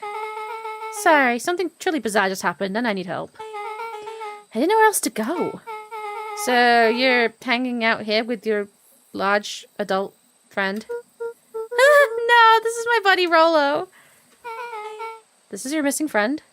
Thank you so much for the hype train, guys! One and the same. He seems a little old. I'll have you know that this is a recent development. What the heck does that mean? Oh, I'm sorry. You're the one who just showed up out of nowhere. So we'll be asking the questions here. That's fair. How'd you find us? Your silly little treehouse? I think you mean our silly little mission control. I hate to break it to you, but your secret path isn't so secret. And I could hear the racket from a mile away. See, Luca? This is why we need to improve security around here. Not now, Rollo! Beck, you said something bizarre happened. Yeah, but... She shot a nervous glance at Rollo. Anything you say around me, you can say around Rollo. This has been a weird day all around, hasn't it? Yeah. Beck's eyes narrowed. Okay, so it all started when I made it back home.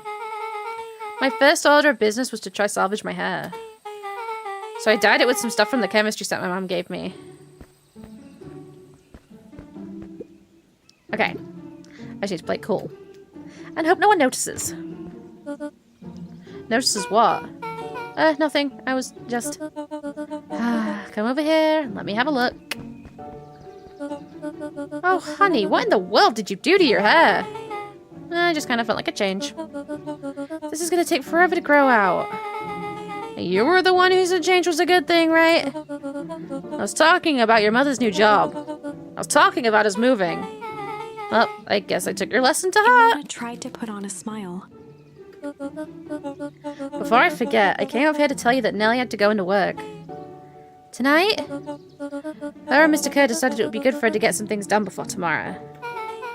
That Kerr guy seems like a grade A creep. Beck? Yes, him and his weird cult of personality. You are not going to ruin this job for Nellie. It means too much to her. Oh, I know exactly how much it means to her. It means enough to her to exile her daughter to this podunk town. This place sucks. These people are weird. You just don't know them yet. It's always cold. We're in the mountains. You'll get used to it.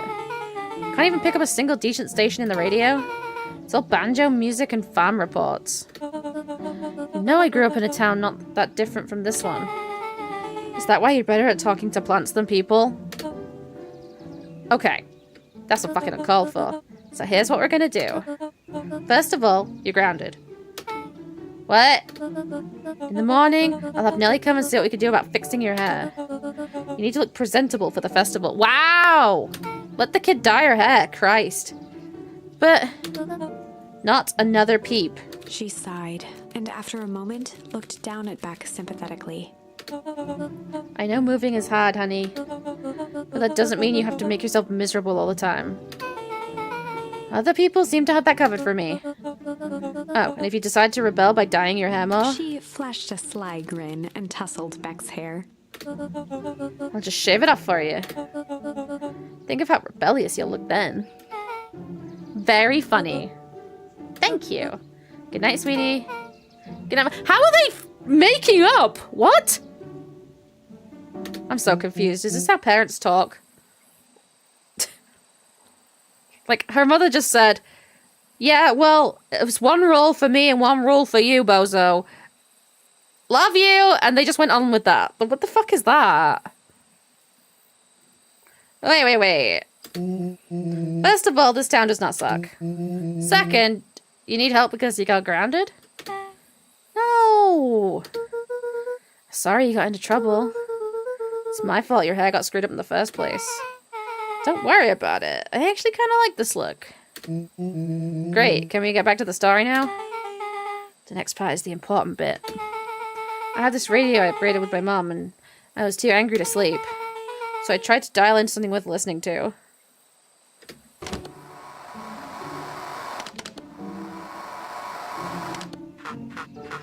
Mr. Kerr, are you there? Mr. Kerr? Yes, I'm busy. What is it? Apologies, I had the founder on the line. Patch him through immediately. One moment. Hello, sir. It's so nice to hear from you. Skip the pleasantries. What's your report on the new lead researcher of deep engineering? Nellie Modeswell seems to be integrating nicely. At this very moment, she's working to help us meet our deadline. She offered to work overtime before I even had the chance to suggest it. Excellent. Excellent, chat. And you have faith she's capable of finishing the work left by her predecessor? Her work must be completed before the festival. I'll make sure she stays day and night until it's accomplished. Ugh. Good. You know how I feel about loose ends. About as much as I feel about loose pussies. Oh! Yes, sir. Once she's finished the work, we need to make a determination regarding her long-term prospects in the company. Immediately, sir? I usually have more time to fully bring people into the fold. We are in the end game, Bill. After your failures with Dr. Prescott, can't afford to take any risks. Of course, sir. No loose ends, sir. Once she finishes the work, she'll either leave the office completely committed to Perennial Harvest, or she won't leave at all. Perfect. Sir, if I might suggest, maybe we should delay, just for a bit. Oh, it's just, we seem to be rushing to hit this festival deadline. And rushing into things has caused some issues in the past. I see. Please understand that I just want what's best for you. I'm eternally grateful for what you've done for me. Bill, I'll make this very clear for you. I brought you in to make things run smoothly. Not to have opinions. Of course, sir. Chin up, Bill. You're only a few days from having everything you've ever dreamed of. Yes, sir. Thank you, sir. Whoa. Yeah. Just so we're in the clear, when they said loose ends, they're talking about murder, right? Like actually killing someone. Capital murder. Luca gave Rollo a quick elbow to the ribs. Yikes. Who is the founder? I was hoping you guys would know. Nah, as far as we know, Ketter's the top banana at Perennial Harvest. He sounded scared of this founder guy. So we have an even topper banana on the field. What the hell is my mum caught up in? Has she talked about the job much? Not really. She said she was going to come in and continue the work of someone she respected. Look, do you think the body at the warehouse was the person Beck's mom came to replace? That would make sense. Beck, it seems Nellie's predecessor got loose-ended. I'm getting that impression. Okay, so we need to get your mum out of there before the festival happens. That's 2 days away. Won't she just come home after work? The creep on the radio said they were going to hold her there until then. If she's not coming out, we gotta go in and get her. Beck flicked a large sheet of paper out of her pocket and slammed it on the floor. Okay. Maybe this'll help. You have blueprints? Well, it's really just a welcome map from my mum's PH orientation day. But it shows the layout. Sure looks like blueprints to me. Look, here's the reception area. There's a big room marked Founder's Office. Even has the exits marked. Guys. We have a deadline. We have an objective. We have blueprints. You realize what this is, right? Started to wiggle with excitement. Jesus. I think we're heisting. This is officially a heist. Yikes. Chapter 6. Okay, chat, do we push to try and finish this today, or do we call it there and finish another day? Because I said I'd only do, like, 3 hours, so I've already gone over what I said. But it does feel like we're coming up to within near the end. But I'm just not sure. I feel like it might still have a way to go. Follow your shot. Sir. The fuck does that even mean? Oh, shot you out the fucking window. I know it means my heart. I'm a shot on you, dickhead. Ah! Alright, well, I think I'll stick to my plan then, because I get the feeling it's got a little bit longer left in it, you know? We can always try and pick this up at some point in the week. The heist. Let me double check. Saved 1 minute ago. Fine. Okay. What else am I doing this week? I'm doing more Dangan tomorrow. And then I'm doing something on Friday. I don't know what though. I don't remember.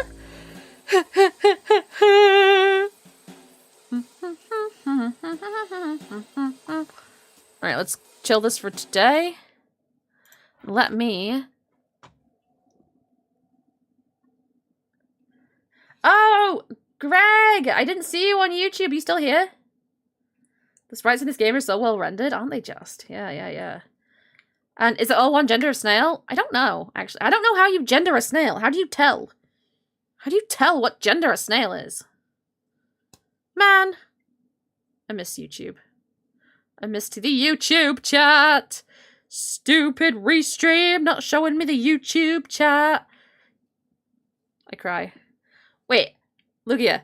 Actually, can I give you a quick mod job? Not for today, but in future streams, can you test at the beginning of stream if the YouTube chat is working? And if it's not, can you hang around in the YouTube chat and just tell me if someone pops up in there? Because it's so rare that I don't check very often. But, like, so could you just, like, alert me if somebody comes in? Thank you, Bobby.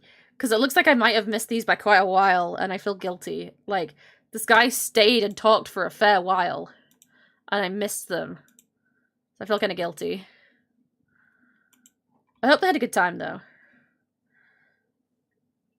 Greg left around 11 p.m. Oh, sad.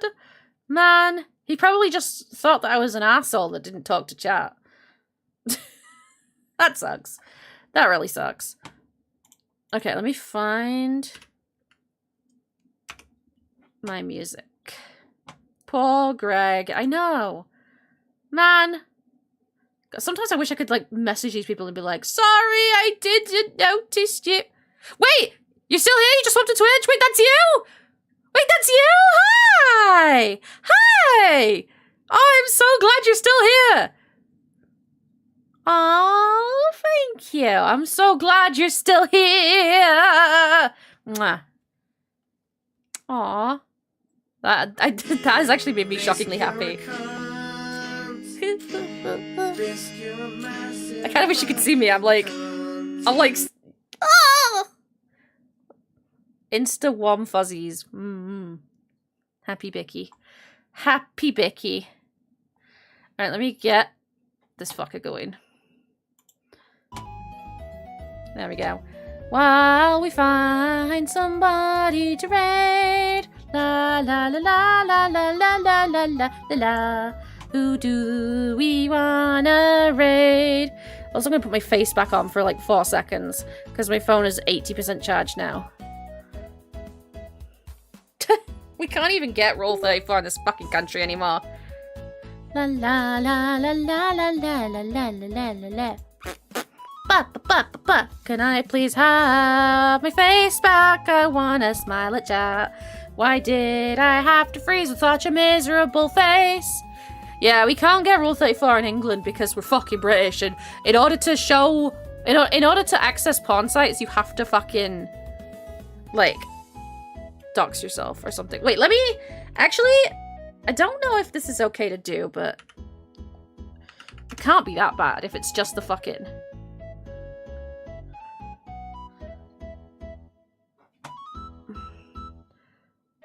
Okay, chat, do you know what? I can show you this. Chat, look at this, look at this, look at this, look at this, look at this. You're not even gonna believe this. You're not even gonna believe this. You're not even going to believe this. I searched Rule 34. Your country or region requires a strict safe search setting, which filters out content that might return results that might return adult content. Wow! My fucking country sucks! We switch to Google.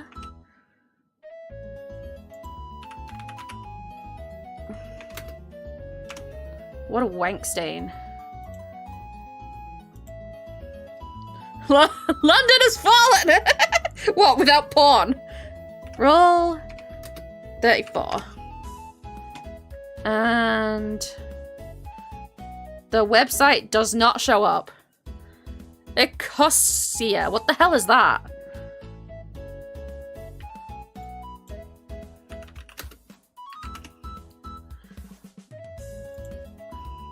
Okay, chat. This is what I was going to show you, which I'm sure is fine. I'll tell you what I'll do. I'm going to put this fucker. And first of all, I'm going to switch over here. Shut up! We know! Fisk, you're a massive fucking cunt. Oh, come here, da boy. We're going to put him like this, so you can't see the naked-ish lady.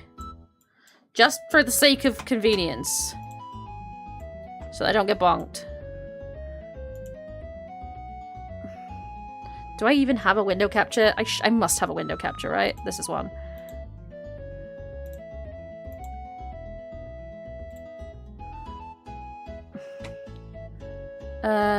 Reset transformation. So, this is what it says. Access restricted. This is rule 34. Access restricted. Guna TDLR. TLDR. Site blocked in UK to comply with regulations. Your government is dumb. We're looking into solutions. Come to our Discord and cry about it. There is a petition here if you want to vote against it. Text you don't want to read below. And then all of this stuff to explain why we can't get on there.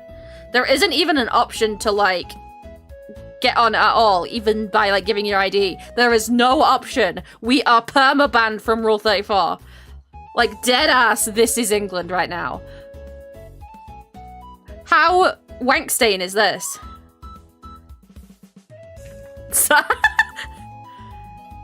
You still get Danborough and Pure Art safe for works. Danborough is not pure by any stretch of the fucking imagination, is it? We do? I'm gonna check that out.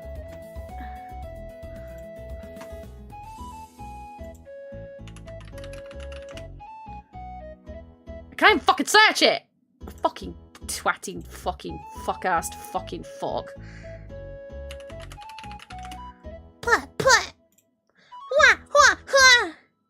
Yeah, we still get that.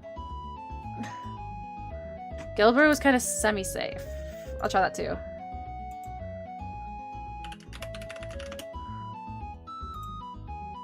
Yeah, I can get on both of those. I can get on both of those. Fucking internet is weird. I don't know why. They gotta be like that. But apparently that's just the way things are today. So I guess... fuck ourselves then. Who the fuck is looking at Goro? Shut the fuck up. That's Gore, right? I think. Yeah, we still have some porn.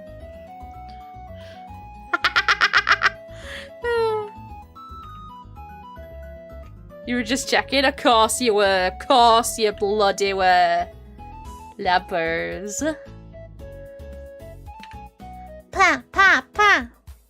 Pew, pew, pew. Gore is actually pretty fun. It is Gore though, right?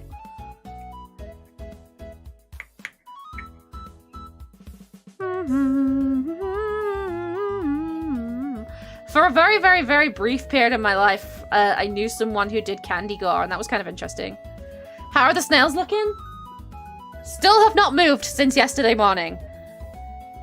I'm honestly, it's not looking good. It's not looking good. I don't quite know what to do about that. Finish your class? Let's go! You're here just in time for me to end. Wait, do you know much about snails, Winston? I got them last Tuesday, so 7 days ago. They were all fine and very active. Then 4 days ago, The most active one and the biggest one stopped moving. And yesterday he was declared dead, unfortunately. And then, well, pretty much since that point, the other two have not moved. Well, there's 3 in there, but two of them have then since then not moved. So I'm concerned. But like the shrimp and the fish are fine because they're aquatic snails. So I'm just concerned that there's something wrong with the water, but I can't see how there could be because all the parameters are testing fine. I don't know, I'm just fucking worried. I'm just fucking worried, bruv. I'm trying my best, you know. But I don't know. I'm just worried. And I don't know how to check a snail's gender. I have managed, I think, to check the genders on my shrimps though. Because my only thought, maybe the pH. The pH is pretty good though. Wait, let me do a fucking water test and come back to you guys. I'm gonna shout you the parameters and you tell me what you think.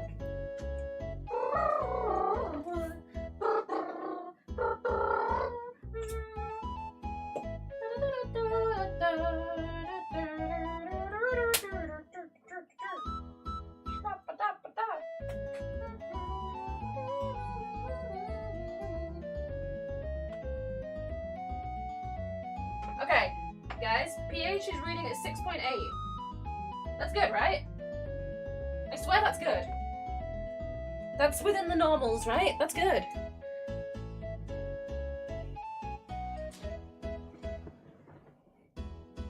Like, it's peak.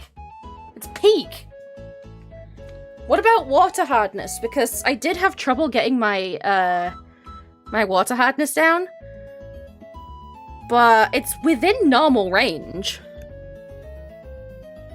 Just somewhat on the high end. I think it was carbonate hardness that was struggling the most. Can that do anything with a snail? I don't fucking know shit. Do they need UV at all? I'm gonna Google this. Do bumblebee snails need UV? No, do not require UV light.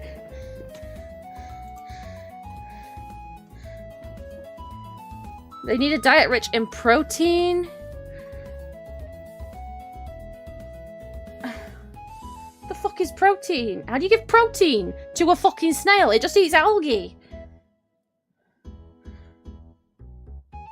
Adequate calcium levels in the water. How the fuck do you add calcium to... I'm not pouring milk in there. I mean, I've got fucking, like, water shit that you pour in there. Fish bones? That's gross. Is that not going to be in the fucking, like, tank conditioner that I got at the aquarium? Besides, I've only had them 7 days. They can't be that fucking starved of protein and calcium by now, can they? They've been eating algae like champs because you can see the squiggly fucking lines on the glass where they've cleaned.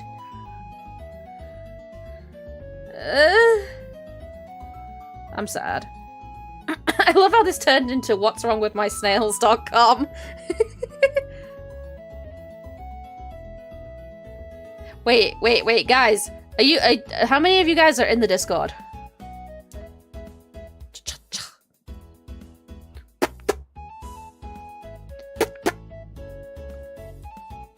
How many of you guys are in the Discord? I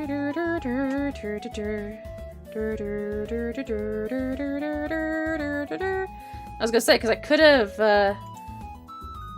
streamed I could have gone on my phone and streamed the camera so you guys could see them. Fucking obsessed with me fucking snails at the moment.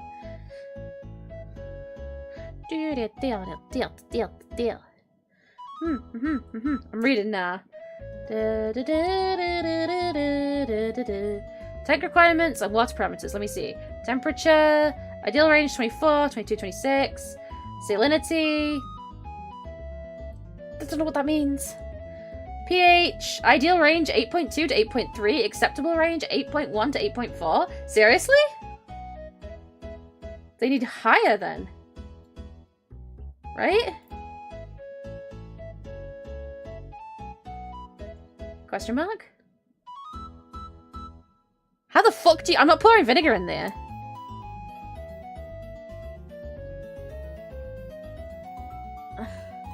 Your pH is too acidic?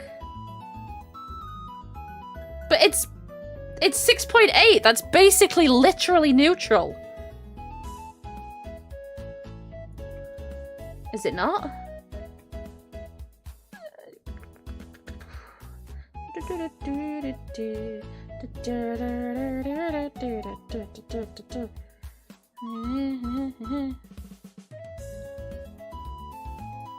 This is talking about reef tanks. This is talking about saltwater tanks. The snails that I have are in a fucking freshwater tank. So that's no fucking help at all, is it? That's no fucking help at all, chat.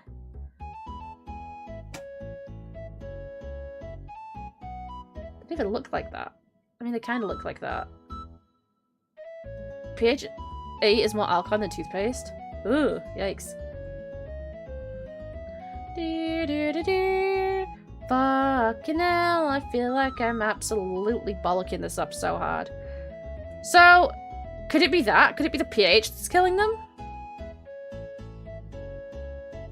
What the hell do I even do about that?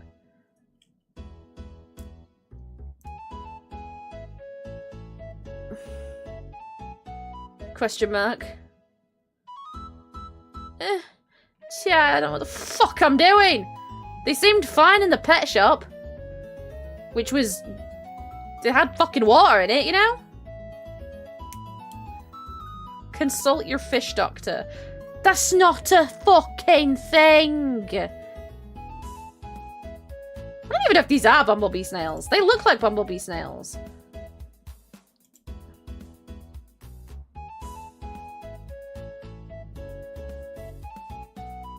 Ask the fish shop?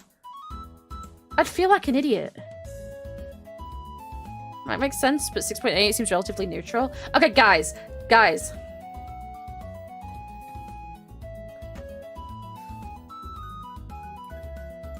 Huh. What's a snail doctor called? Oh! Apparently not testicles. Wait! Have you been talking this whole time? Testicles! Testicles! If you're here, say cock and balls in my DMs and then say hello in my chat.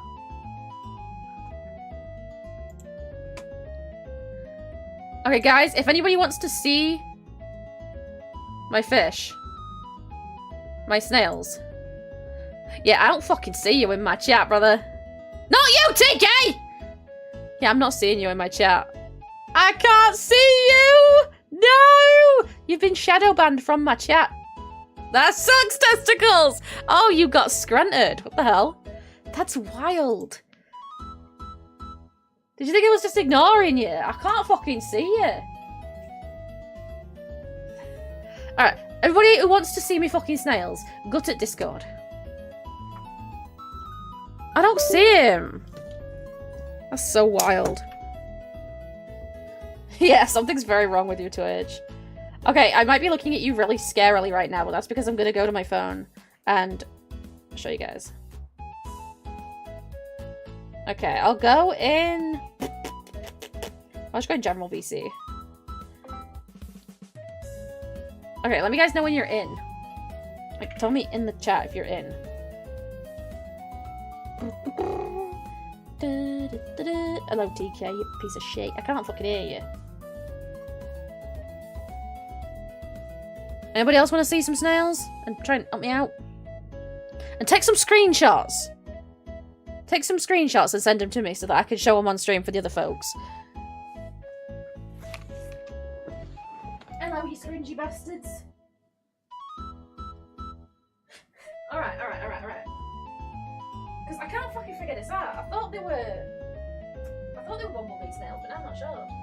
Because they look different.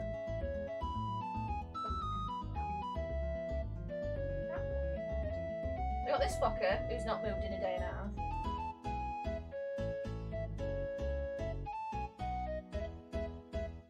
And this bastard. And then the only one who seems to be doing fine is Gerald over here. It was just like having a time. I mean, because he only climbed up there about 2 hours ago. But you better be fine, sir. Sir? You get your tentacle out and show everybody? No, that's fucking not, you little swag. Anyway, fuck them guys, look at these.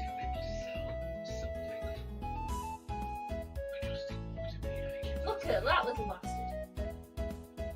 Shrump. That is a shrump. That over there is also a shrump. That's a clog and all. Where are the others? Jesus Christ. Oh, there's a shrump. Where's the fucking red ones? Christ. There's 8 in here, you never know. Another blue one at the back there. And then these here are my Daphnia, which are fucking microscopic. Considering that that's a pasta sauce jar. If that gives you any indication how small they are. Yeet. Alright, I'm coming back, chat. I'm coming back. Fuck.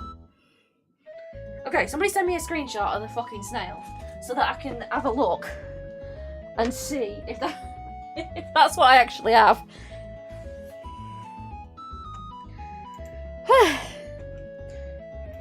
The fucking hell, because the internet is showing me that this is a bumblebee snail.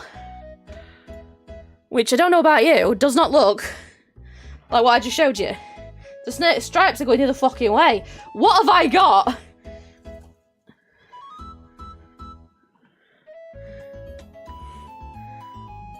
I'm gonna look at narite snails. Oh fuck! This is what I've got instead! I think. Yeah. Oh shit, I've got the wrong snail. I'm gonna cry, chat. I might be stupid. I might be the dumbest cow on the fucking... Okay. But time to start a fucking again then. Alright.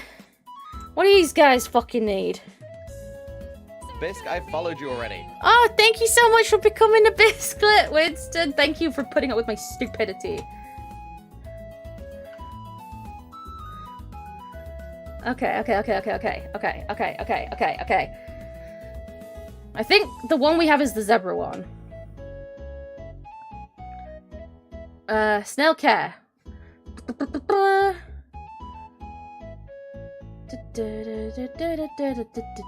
Ideal water parameters 72 to 78 degrees.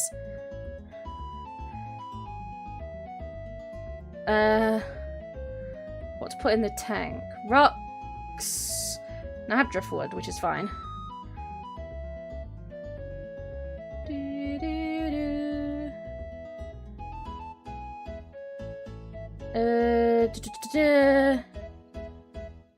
Ideal temp is 20 to 30. Oh, that's fine then. So there's still nothing I can see particularly wrong.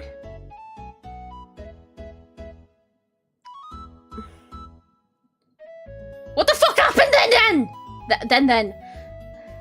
Then? What the fuck am I talking about, chat? Oh my god, I'm actually going bonkers!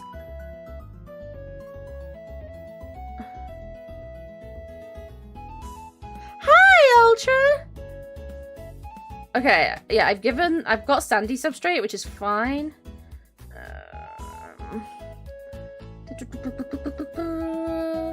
No fucking idea. 1 snail per 5 to 10 gallons of algae. Jesus Christ. Where are you seeing that? Because they've been in there for a week and the algae's still flourishing.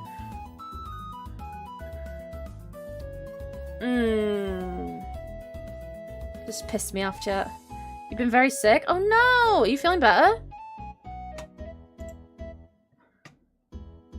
Does it tell you what to do with the fucking babies? Keeping easy. Breeding difficult to impossible. Fantastic! I don't understand this shit. Peaceful and solitary. Yes, they very much are. Well, they're not fucking easy to keep, are they, if I've already lost 3?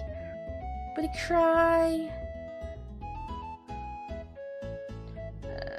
They eat algae.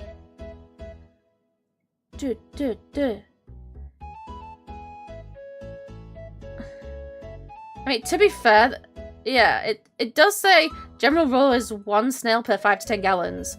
I only wanted to buy 2, but the guy, like, prompted me to get 4 because there was a sale.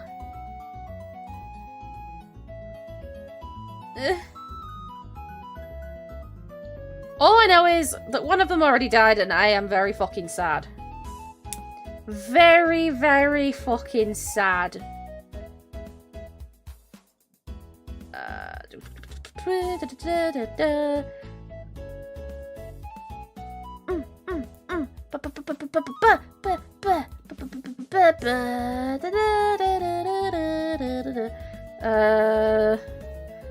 It's okay, he probably understands. What the fuck does that mean? Do you mean he probably understands? When they're dead, they smell really bad? I mean, I don't know what a dead thing looks like, but it will look pretty fucking dead. Everything makes mistakes. I know, but I loved him so much. He had little, like, gashes on his shell that looked in the shape of a hedgehog. Oh, I love him. I love him. That's so sad. I just don't want it to be anything I did, you know? If he was already sick, then that's okay, but I don't want to have killed him. I'm so sad. They can sleep for days.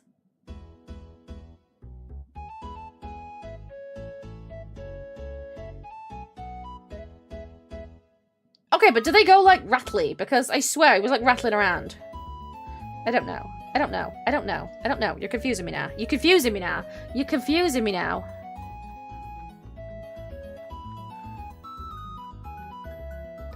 You're frozen? Yes, I know I'm frozen. I'm gonna check. How do you know when a snail is dead?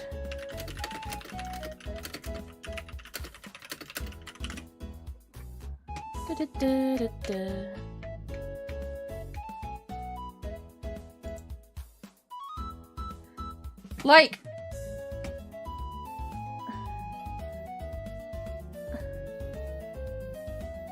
Do you know what? I should probably read this offline.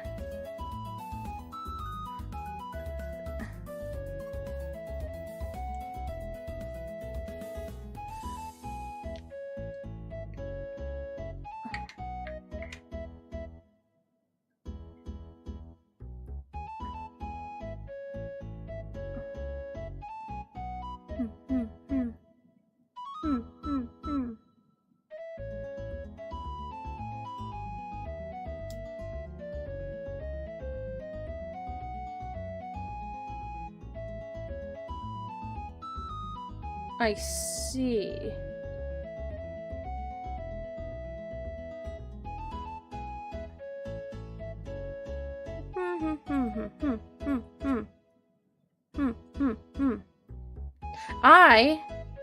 I'm gonna go to bed. Sorry, I'm gonna go to bed because I'm getting confused.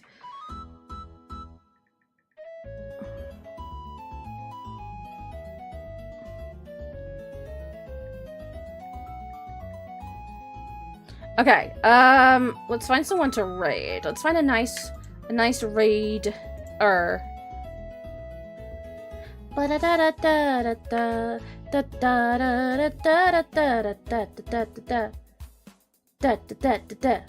Raid. Okay. Let's go see. Ooh, I found a guy with Crunchy pickle. This person seems nice. All right, guys. I'll see you guys tomorrow for a fantastic little dangan time. Thank you for looking at snails with me. I'll give you updates tomorrow. And I will see you then. So until then, as always, I love you, chat. Be safe. Bye, chat. Bye. Mwah.